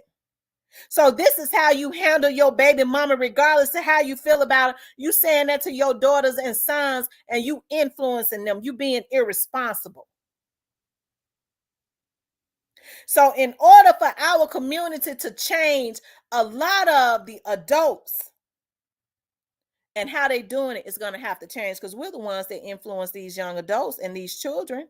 It's going to have to change. Regardless of how much money you got, I've seen men walk away from home, or they don't even want to have nothing to do with their kids. I don't even want to have nothing to do with my kids. Why? I ain't got nothing to give them. You got love. You got validation. If you ain't got no job, get your ass up and get you one. But in the meantime, love and validate your children. No OG should have more control over your kids than you. I'm surprised at how these men are leaving their sons out there for the Yo Gottis and the big jukes in them to be able to pay them to ruin their lives. That's the reason why I stay on the head of these young men and on the head of Yo Gotti and them. Because we supported them and put them in the position that they are in. And this is what they do to our community. And anybody that think I'm wrong as a black woman for saying it, fuck you. You wrong. You less than a man. You and me in business. Somebody got to say it, because y'all stay on y'all knees. Nigga, you wrong for ruining our community. You wrong. You wrong for killing that boy and he got kids just because you was mad. You wrong. Ain't nobody saying that, because everybody on their knees trying to get crumbs and looking at these dudes like they God, and they have put them in the high place that they should have a real God, and that's the reason why God whooping their ass is cat raggedy. And so it ain't gonna get no better until we have a different mindset. I make my own money. YouTube don't pay a damn bill I got. I'm getting ready to go make a bag when I get off of here. Then I'm gonna go get my toes and shit done. That's the reason why I work hard. Okay. So you, regardless of whether somebody get on here or not, a sister, that $1,600 mortgage gonna get paid. Okay, I keep me a few cars. I ain't got no more car notes. I ain't no damn fool. Okay, when I pays them off, I keeps them. Right, and I'm gonna eat. That light bill, I paid the light bill yesterday. And YouTube didn't have a darn thing to do with it. So I talk like I talk because I can. These black men ain't doing it. So as a black woman, they talk about, well, you know, these women stay out of their place, but you put me in a position where I'm telling these other black men, y'all wrong for taking these folks' lives. They supposed to be the ones saying it instead of trying to uphold them for a crumb. Okay?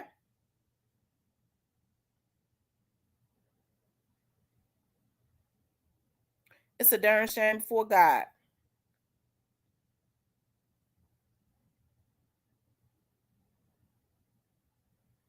He says the brother who shot and unalived his sister over who had the most Christmas gifts called her out her name. Now that was awful. Now look, 14 years old going to prison. I'm telling you. And so he'll be institutionalized. Okay. He'll be institutionalized. His brain is, he's 14 years old. His brain ain't nearly about through developing. Can y'all imagine him going into a penal facility And ain't no telling how long he gonna be up in there. Can you imagine if God don't get in there and take control, what he's gonna be like when he comes out? Can you imagine that?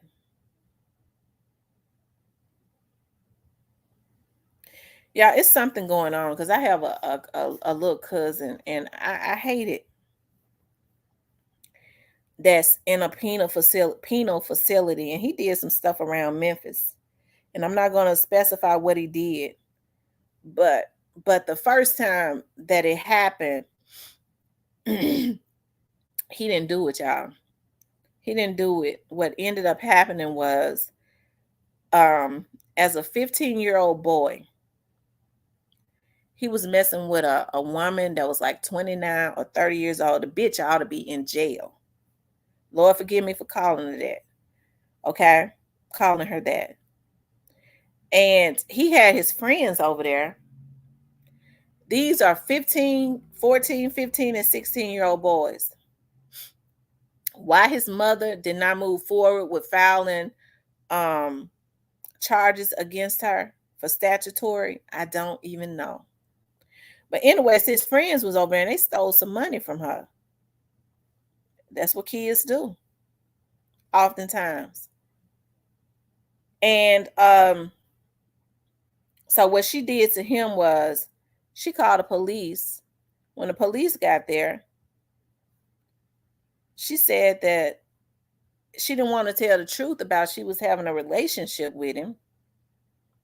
So she said that he raped her, and then because she was mad they stole her money, she said that the friends, his 14, 15-year-old friends did the same thing, right?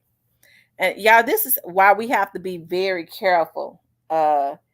And public defenders ain't good to have. And when you're dealing with stuff like this, I probably, you know, and y'all know I'm all about, because people get mad at me because I say I'm pro police.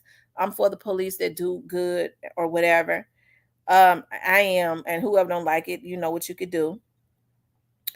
And so, anyways, he ended up going to jail. And so what happened was when they questioned those young boys, they initially denied it, right? They denied it.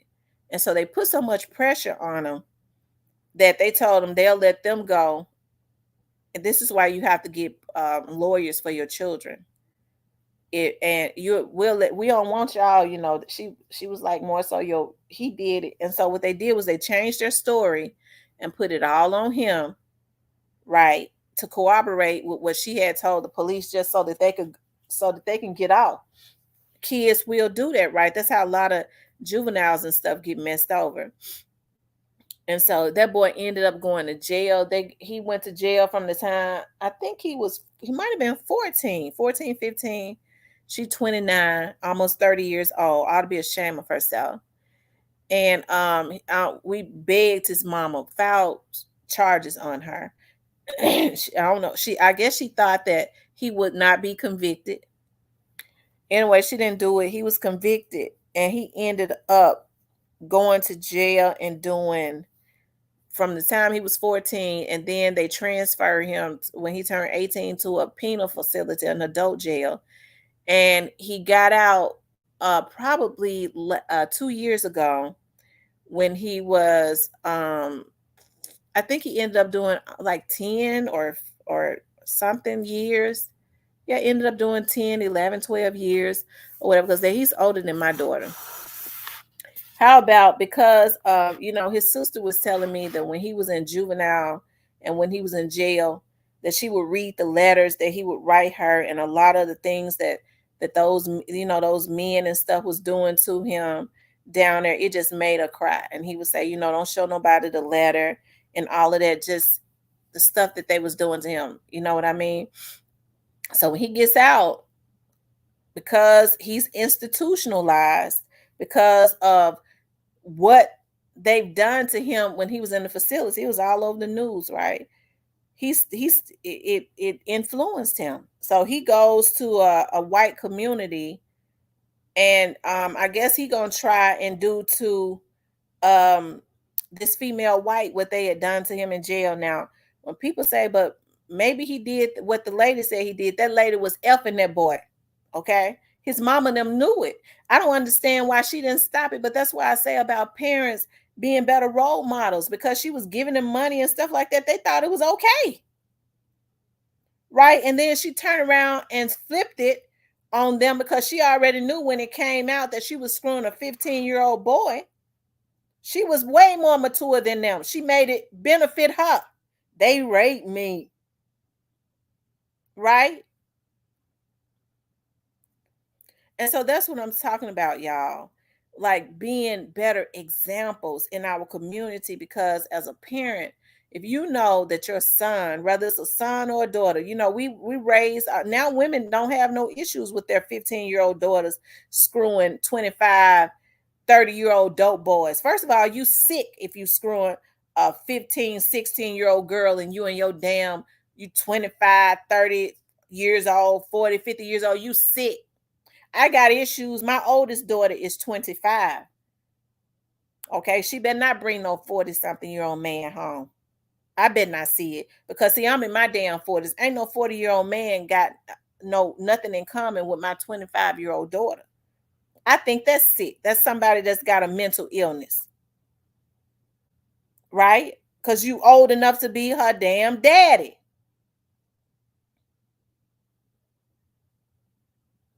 And so that's why I say, y'all, instead, you have mothers now that give their daughters to these grown girl. You better, he good. He 30 years old. You 15, he good to you. That's how we're gonna get our rent and stuff paid. Y'all, it's just sad the positions now that a lot of parents are putting their children in. And it's not gonna get no better in our community, y'all, until we start setting better examples. We got to start setting better examples. And once we start setting better examples, I think we'll start to see a whole lot of things in our community change. As far as when there's reconciliation, because at some point there's been a disconnect with Black men and Black women. Black men don't trust Black women. Black women don't trust Black men. I know it's got a lot to do with the hurt and stuff, but what I see more now is people hurt each other, right?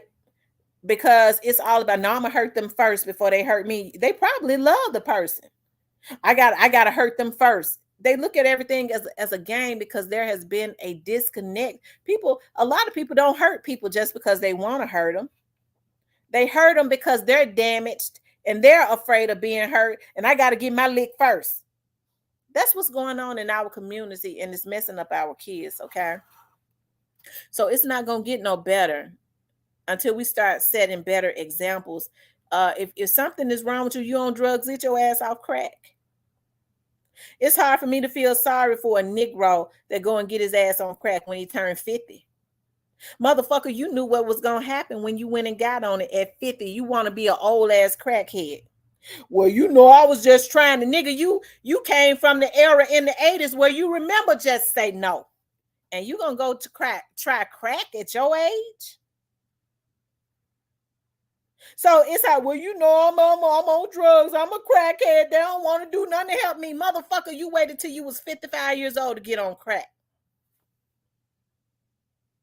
Right? So you already knew, not unless you got a mental retardation, what it was going to do to you. And so we got to stop having all of this codependency. I got on crack because I had a hard childhood. I be having all these thoughts of what happened to me when I was a child. When you come down off of the high, you're going to still have them problems. And that's what's going on. All of this codependency, people getting all on drugs. You already know what drugs going to do to you before you try them. You saw what it does. You saw what it did to your family members and your friends. Did you think you were any better? And so when you up there on your high, you leaving your children vulnerable because you ain't coherent when you on a high. So you leaving your children, you in dope drug houses, your kids right there next to you while you laid out, intoxicated on that high, somebody molesting your damn child. So now you got another issue. So then when your child get old enough to say, mama, you allowed this to happen to me or that happened to me, you going up getting high again because you can't hardly deal with what you allowed to happen. Our people gonna have to do better. That's it. That's all. We're going to have to start making better decisions. A lot of stuff that we look for people to come in and do in our community, the black men are supposed to be leading the community. It ain't gonna get no better until these black men get back up on their throne. We can't put no crowns on no clowns. And one or two black men can't do it. So when they start talking about Al Sharpton and them are, they are leaders. If a man is a husband and he got a family or he got kids and they talking about Al Sharpton as a leader and you a black man, you's a damn failure.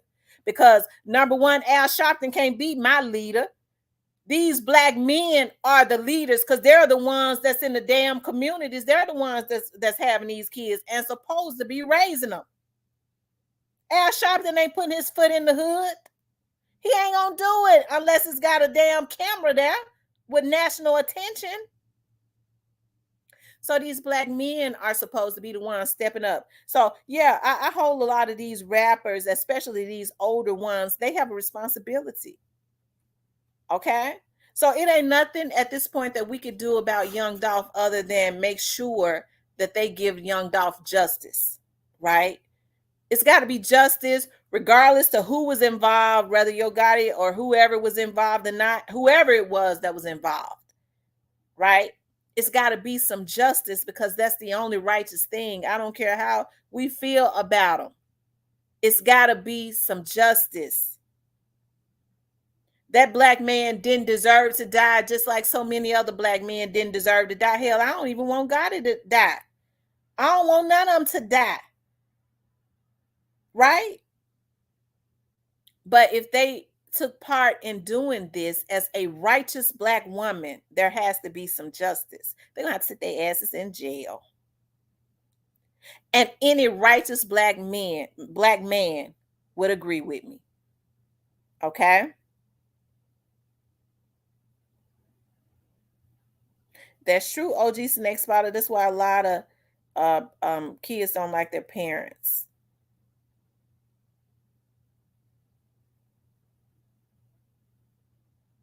Okay.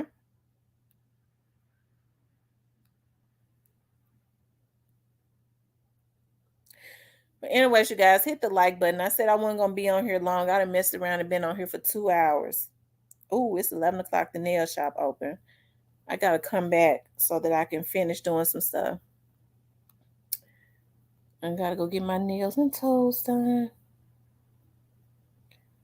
I'd be excited to go get my nails and toes done, y'all. That's the only solace that I have. I got to go out of town tomorrow. But I'll be back. I got to go up in the woods of Tennessee. I may stay overnight. Well, it all depends. If it's too hicky, I'm gonna get the hell out. But if it's not, I'll probably end up staying overnight. It's closer to Nashville. I might stay overnight. I don't know if I get done too late. Yeah, I take a lot of pride in the work that I do. You know why? Because the work that I do is completely different. I feel like even though it's investigative stuff, what I do is I feel like it's a calling from God. I don't try to be the police. I just kind of look at what I do is as being completely different. I look at it more so as being a ministry. That's what I look at it as doing, as being a ministry.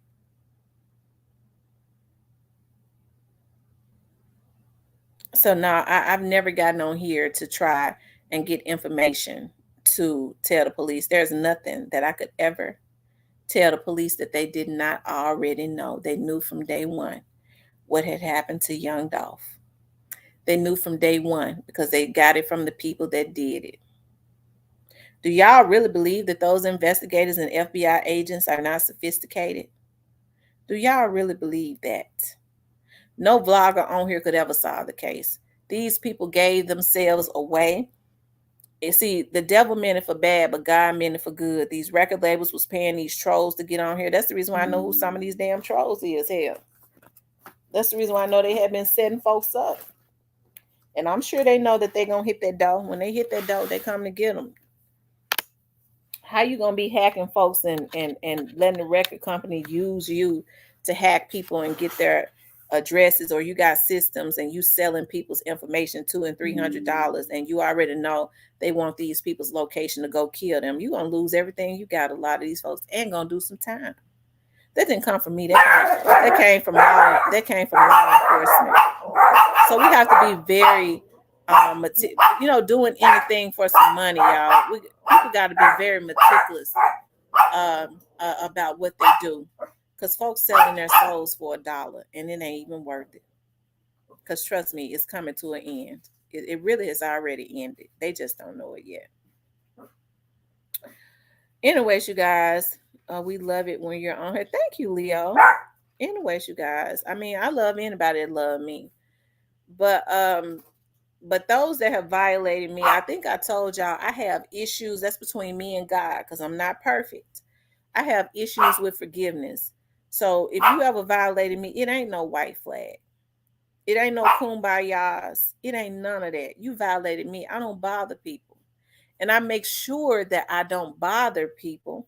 I never would have been going to Yo Gotti and them like that if I had not found out they were the ones sending them damn trolls at me.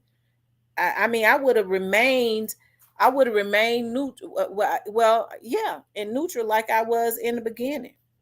It ain't like I'm lying on them though, right? They sent them trolls at me. Them people that work for them did too. It's a lot of people on here that they thought that we gonna corner the market and talk about this, and that. Motherfucker, you's a damn pedophile. You ain't even supposed to be on here. But a lot of them. But I thank God, that all of that stuff is being handled.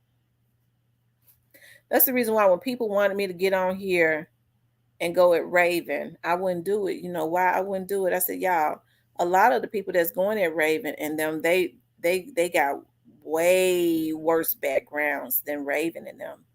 It's a lot of twisted people on here. I wasn't going to listen to what they say. You morally bankrupt and corrupt. I'm not going to listen to a lot of these people. And you don't viciously go at people. That's not how you do it. I was not going to do it. And I still haven't done it. Right?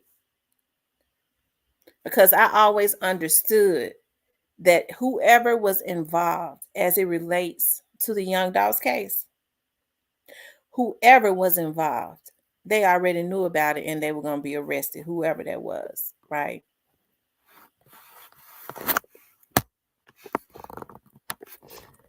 But I guess sometimes God do things, because if I had been one of those ones to try, and I still try to do the best that I can, that remain neutral, a lot of stuff, maybe God allowed this to happen to me because I was the one screaming on every rooftop. I started putting out there what was happening as far as because these record labels are also involved in identity thefts and human trafficking and stuff, from what I'm told. So, it's a sad thing, y'all. Like I said, it's gonna be a lot of other vloggers birthed off of content that they're gonna be able to talk about when they finally arrest all of these people on YouTube, because it's gonna be bigger than Backpage. So it's gonna be a lot of other careers that are birthed off of the content that they're going to be able to vlog about once they start arresting all of these YouTubers on here. Right. Yeah, once you cross that line, you got to stay over there, because like I said, I don't bother nobody. I ain't never bothered nobody.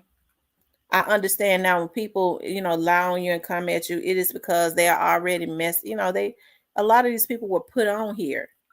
That's the reason I go, dog, why people believe that? They get mad at me. I guess they thought they was going to be able to, see, they killed women and stuff like that. So I guess they thought they was going to be able to bully me. And a lot of them definitely had that mentality. They go get people straight up out the gutter. Those that have histories of killing women and got off on third-degree murder charges, which is why, some people third-degree murder charge is a damn joke. which is why you don't see a lot of states now. They've overthrown it. They don't even have it on the books anymore. Because a third degree murder charge, you can get off on some, you can do probation, right? And so when you have a system that gives, you choke a woman to death and kill her, and then you get a third degree murder charge and your ass supposed to be in jail, but instead you on YouTube violating, then that's a travesty of justice. Okay. Because one thing about a violator, they don't stop. The only thing that stop them is jail or death. And if you listen to them, they'll tell you. Um, when all this happened in Tam Queen, you know what, Gristle? I don't know. I don't know. Leo, that's facts. But it can't happen soon enough.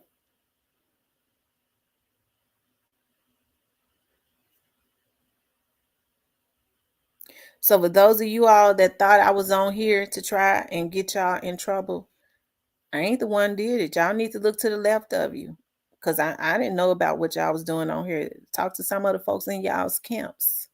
They were the ones that got y'all caught up in a RICO. Anyways, you guys, thank you, Miss Roberta, for being on here for a month.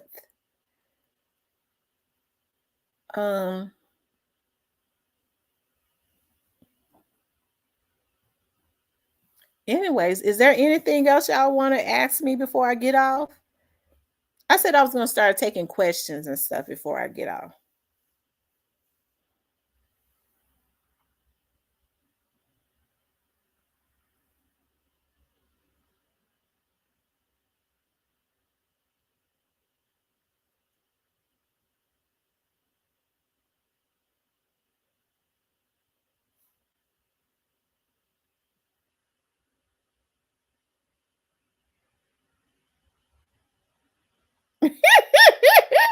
Joy Loves God says, stay on longer. Y'all, what color should I get my nails?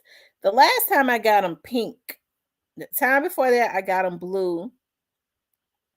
I would love to. Oh, Lord. You talking about New York. I love New York so much. When I be thinking about New York, I'm like, oh my God, I got to go back to New York. I love New York so much. Oh my God. I'm never there long enough. And people that live in New York, they go, "Ugh, it's like a rat race." They don't like it. I love it. It's so eclectic. I love, like, the restaurants are, when you see like those restaurants, those be like mom and pop restaurants. So if you go to a Cuban restaurant, it's a Cuban family, an authentic Cuban restaurant. You go to the Italian restaurant, which is Italian food is my favorite food. It's going to be an authentic Italian family that owns the restaurant. So it's going to be authentic Italian food. I don't go mess with the Chinese food. It's too many alleys in New York, okay? Well, Lord forgive me for saying I'm so wrong.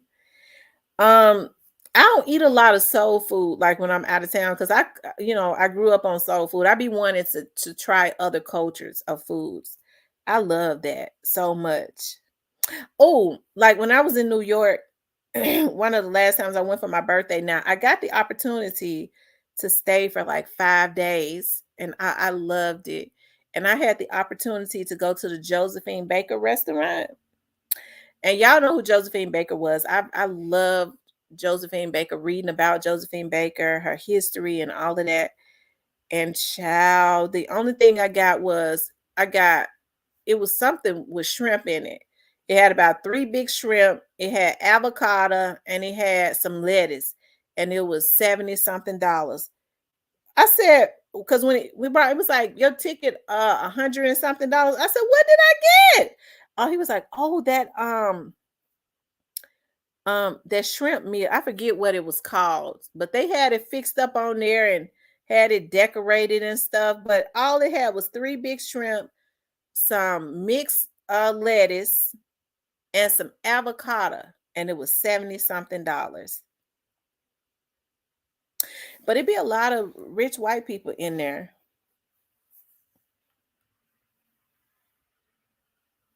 I should get yellow nails. Okay, normally I get yellow and stuff around the summer, but maybe I will do yellow. I be looking at yellow as being more like a springy and a summer color. I wear yellow a lot during the summer, yellows and lime greens and stuff like that.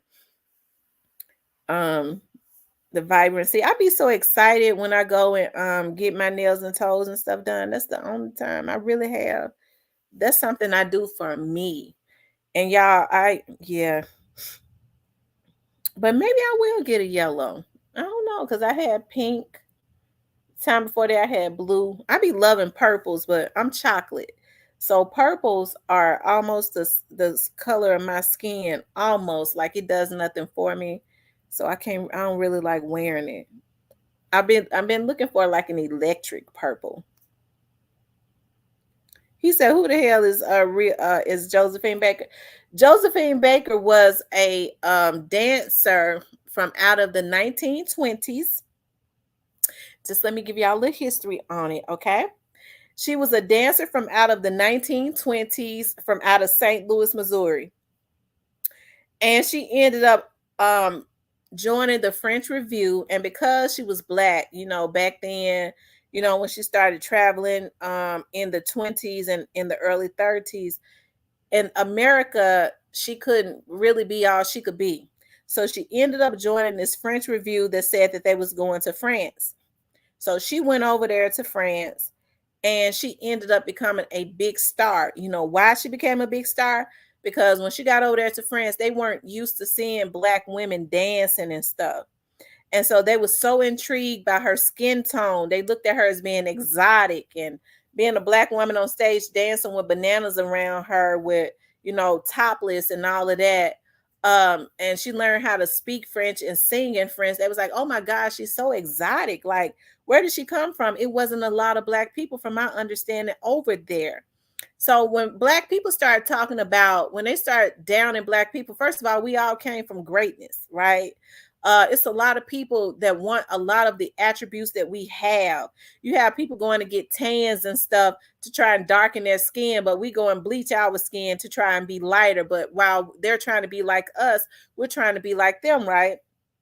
And but all the time that down in black people. But this lady became a millionaire because people were so intrigued over in France, all of these white people with a dark skin, a medium skin, brown skin black woman, that was just exotic. That's the reason why I say, when they started using puffy to try and usher in, and Latino women are beautiful because a lot of you Puerto Ricans are black anyways, right? A lot of Mexicans, they're really black. Italians, what I learned is they didn't consider Italians to be white people until like the 1930s or 40s, because over in Italy, the reason a lot of Italian women have hips and curly hair is because they had a slave port. And the white guys will be going in having sex with the slave women. And so that's the reason why a lot of Italians have olive complexions. Y'all, I know my damn history. I know I'm speaking up in here today. Okay. But they don't want to be black. Okay. That's why a lot of times when they have kids, they their kids come out with curly hair and big butts and hips and stuff like that, shaped like black women. So what they try to do is, Italians, since now they've been considered white, they try to marry white men, okay, that might identify themselves as being Italian, because they try to breed out so their kids don't reach back to their ancestors, because it'll come out to, you can't escape your ancestors. They might have a curly haired child with olive complexion, right? But Josephine Baker she ended up adopting a rainbow tribe because she could not have children. She adopted 12 children, all of different races and ethnicities, okay? And she ended up going into bankruptcy or whatever. She ended up getting a chateau, and that's why I want to go to France, because I want to go and visit her chateau. And I hear it is a hotel now. And I'm gonna tell y'all, because I can dream big, okay? I always pay attention to it. Her chateau, somebody recently bought it, but they bought it for $250,000. Now, if it had went up for sale back then, I ain't got it now, but I promise you, like, I had wanted to. I wish I could buy that chateau. I believe it's gonna go up for sale again. And what they've done is made it into a museum and parts of it into a hotel. Okay. But yeah, that's who Josephine Baker was. Okay. A black woman that went over to France because she was not accepted in America for being black and started dancing on stages and stuff, and became very famous because the white people was intrigued with her exoticness. Okay.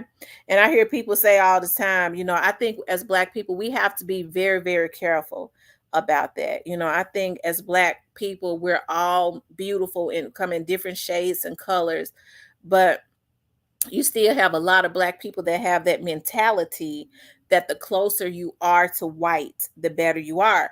Now they'll say, I love black people, but they don't think nothing is better than a woman that is closer to white, or a man that, oh girl, he a red bone. I don't date no dark skinned guys. Everybody has a preference. Well, why you like only red men? What, do you date white men? No, I don't date white men. So you identify with anything that's closer to white. You think anything that's closer to white is better. So what we have to do is be very meticulous about that. That's the reason I said I would date any man of any tone as long as he got some substance. Because I ain't never been color struck. Okay. Lynn Whitfield. Yeah, Lynn Whitfield played her in the Josephine Baker story.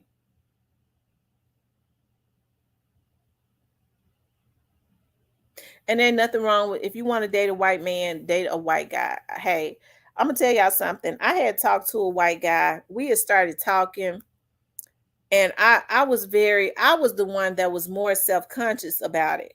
I had never dated or talked to a white guy, and I was, really like I had not. And like when we would go out, I would be looking around. He would be like, "You want to meet here at this restaurant?" I'm like, okay. And I was like a schizophrenic. I would be looking around to see. I would go, "They looking at us," and he would go, "What are you talking about?" I'm like, "They staring at me." Like and I'm serious. Like I was so paranoid. I'm like, "They judging me." And he was like, "Are you ashamed of being here with me?" I'm like, "No, but I'm gonna tell y'all, I got a lot of like looks from not other white people, but the black women would be looking at me like I was disgusting, and the black men would be looking at me like I was absolutely disgusting. But he was a cool white guy. We never had sex or anything like that. I think I was just so paranoid. He taught me a lot. Um, like when we would be, he would go, "You want to go meet for lunch like in downtown Memphis?" We could just walk because one of his businesses was downtown. He was well established, had several businesses, had even talked about opening up a business. He was like, "I would like to open up a business. Can I get you to run it and do this and that?" And when we would go walk in, I would meet him. At the time I was working for the sheriff's office, so I would walk out of the sheriff's office and we would go have lunch or something downtown. And he was such a gentleman. Like if I would try to walk on the outside, like where where on the outside of the sidewalk, he would go, "No, get in here, get in here." The man is supposed to always be on the outside. You know what I mean? The woman is supposed to always be on the inside. Like I didn't know that. You know what I mean? So um that's the reason why I say date who makes you happy. Just don't think just because you date a white person, that they're better than a black person. Because a lot of people think, well, I had married me a white woman. And what the thing about it is these black men be getting mad at black women um um white men now, but they had been marrying white women when their asses got rich. Okay, they started it.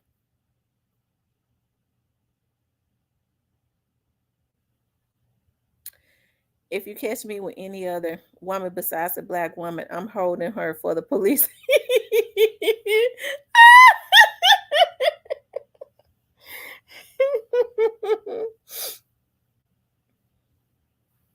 I just say date who's gonna treat you right. That's what I say. Date whoever you love and who's gonna treat you right.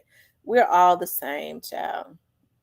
Unfortunately, though, for what I see with black people, they date other races because they hate black women, or they feel like, well, I'm making $500,000 a year, so I gotta date out of my race, as if dating somebody, dating a white woman, because you're making all that money makes you better. But when your cuckabug head ass didn't have shit, your drawers was shitty, and you was trying to make it, you was dating a black woman. She was helping you with your struggle, you bitch. But as soon as you come up on some money, all of a sudden now I can't stand that black woman because she just talked too much. She don't know how to keep her mouth closed. Y'all talking too much.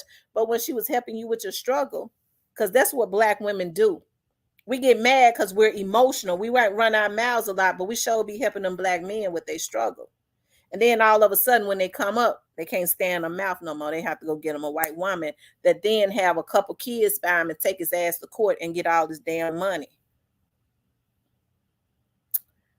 As she should. At Nola and thin line between love and hate. Lord have mercy.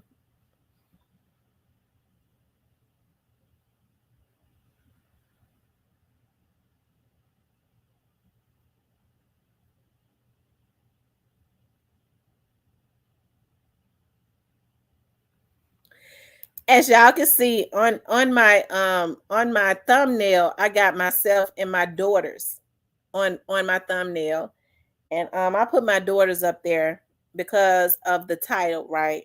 I wanted for people to know that I wanted for people to see, like, as a mother, as a parent, you're supposed to be the protector and the influence and the role model to your children, right? You're supposed to be that. And if you ain't the role model type, you need, if when you have kids, you need to be trying to change your ways so that you can be a role model to your kids. Yeah, Lynn Whitfield is from Baton Rouge, and let me say this: I remember looking at Lynn Whitfield on Oprah Winfrey, and Lynn Whitfield, and I've heard this. I know Nola girl probably disagree with me, but Lynn Whitfield said this herself, and I've heard other people say this. Lynn Whitfield said she grew up in Louisiana, around Baton Rouge or whatever, where a lot of the people around the Louisiana area, especially the Baton Rouge, especially the New Orleans area, you couldn't be any darker than the paper bag. The closer you were to white, the better that they thought you were. Now, Lynn Whitfield said that herself. She said because her aunties was talking about how they had to run off dark skinned guys from her little cousins and stuff like that. And she said she grew up around that. As she got older, she was like, wow, they're still doing this. Like, she started knowing better. She said, but it had always been like that around the Louisiana area, where they felt like, they consider it Creole, but Creole people black. Okay. Because when you go to jail, they're going to put your ass as black. You're just a light-skinned black person, right? And so, but she said that growing up, that's how it had always been down there. Now and I've heard other people from around the area say that. The closer you are to white, the better they think that you are. That's why I said I don't mean no harm. I've always, I did date a guy from out of Baton Rouge. No, he was from out of Plaquemine Parish, and we talked for a little while, and he was like that too. And I'm chocolate, but he was like that too, because he would go, she got pretty skin, and when they would say pretty skin, you would think that they was talking about smooth, pretty skin with no spots, but they can have spots all on their skin, potholes all in their skin, but they consider pretty skin to be light skin, right? Even if you got potholes and shit, all meat holes all in your damn skin, right?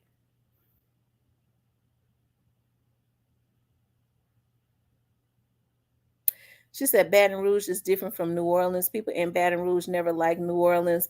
I went to school in Baton Rouge, but that was some occasions. Clubs may have been that way. Oh, okay.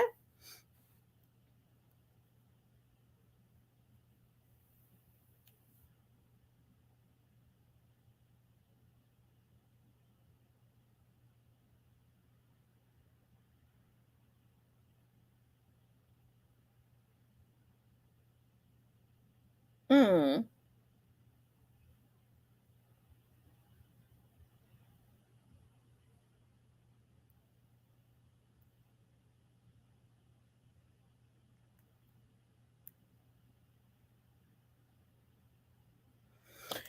I tell you. But I always tell people though, everybody has their preference. My mom dark, my dad light with green eyes. Our family never tripped over color. My dad family have Polish and French, and they very pro black. Okay.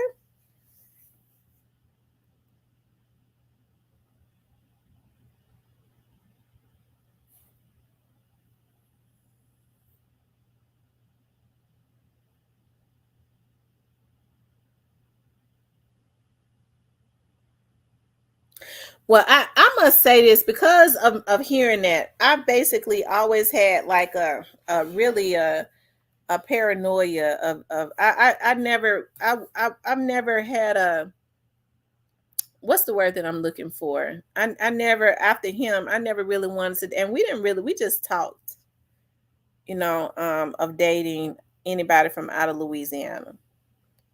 But I'm not saying that everybody is like that. I've just heard people say that they have that color struckness in their mind, like it's been etched in a lot of the men's brains.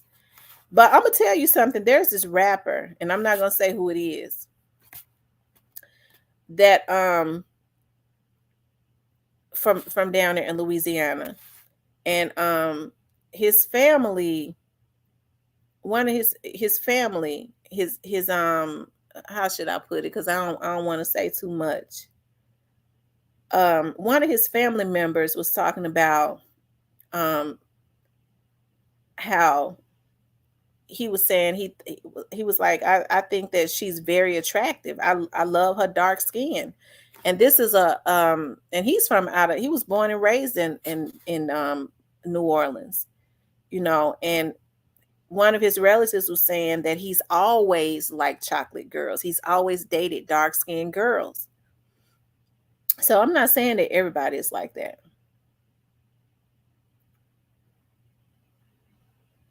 The blacker the berry, the sweeter the juice. For me, I prefer very dark skinned men. You know what? I don't have a preference on skin tones, but I guess if I had to choose, I think guys that have that brown is very sexy to me. But I don't really have a preference when it comes to skin tone. I will say this, because I'm dark skinned, light skinned guys have always chosen me. I guess because they like dark skinned guys. I mean, they like dark skinned girls, and darker skinned guys never really found me attractive. Like they always like lighter skinned girls, right? It seems like that's how it is. Y'all hit the like button for me. Like, share, and subscribe.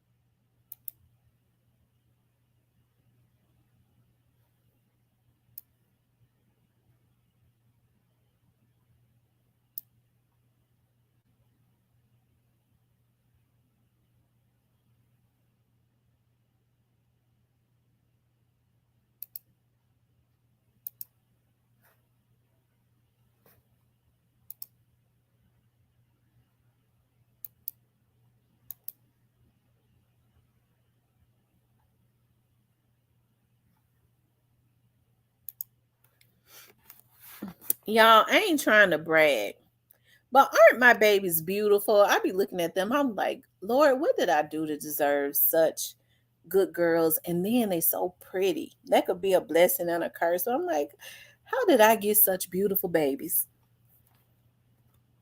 Say folk be liking what they like.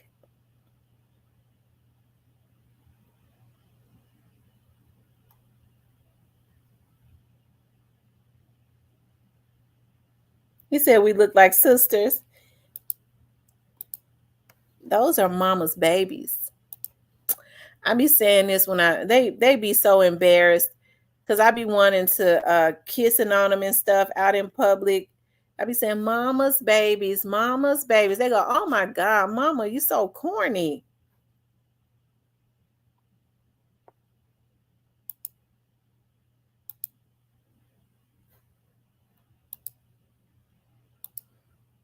When we used to be in the grocery store when they was growing up and stuff, they had a fit that I would be wanting to kiss them and stuff.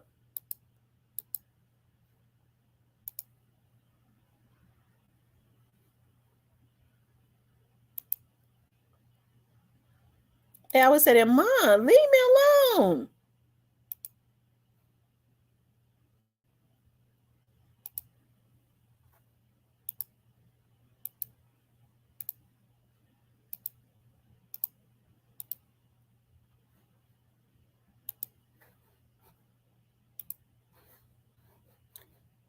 Hold on, y'all.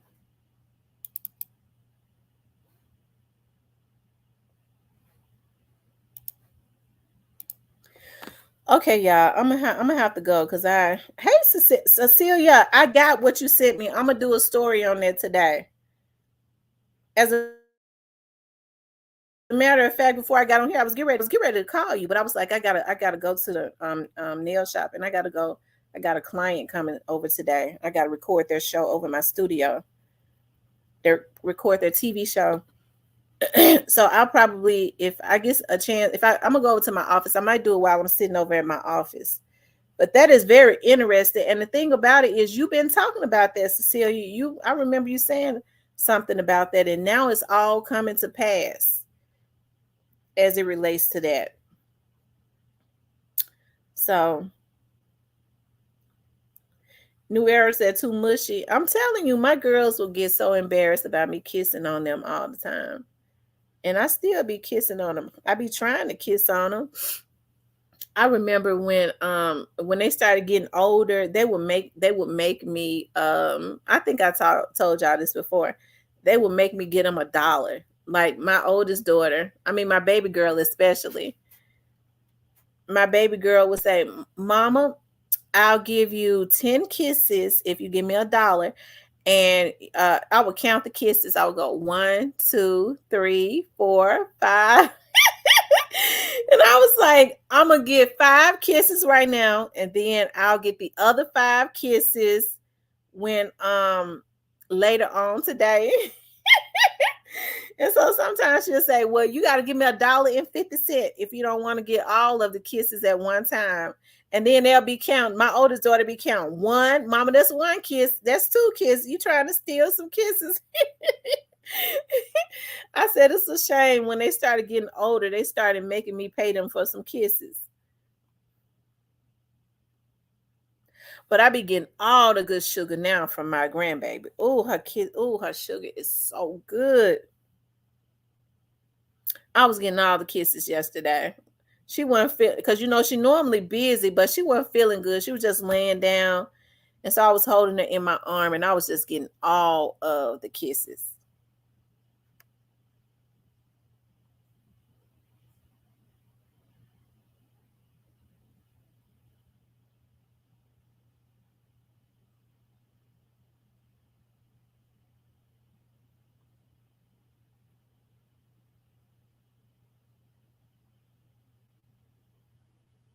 I do too.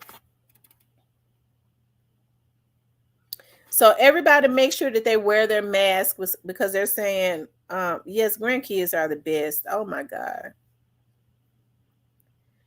Everybody make sure that they wear their mask, okay? Because they're saying that C-19 is back up in record numbers and the hospitals have been overloaded. Um, they've been overloaded, okay?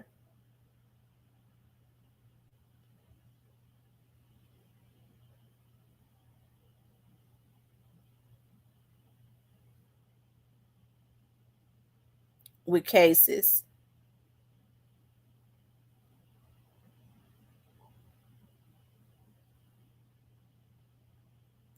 Anyways, you guys, please like, share, and subscribe. You guys, I got to get out of here because I don't want to. It's Friday. I don't want to. I want to beat the crowd at the nail shop, and I got other things I got to do because I got to go out of town tomorrow. But anyways, you guys, I love you guys. I'll speak with you later.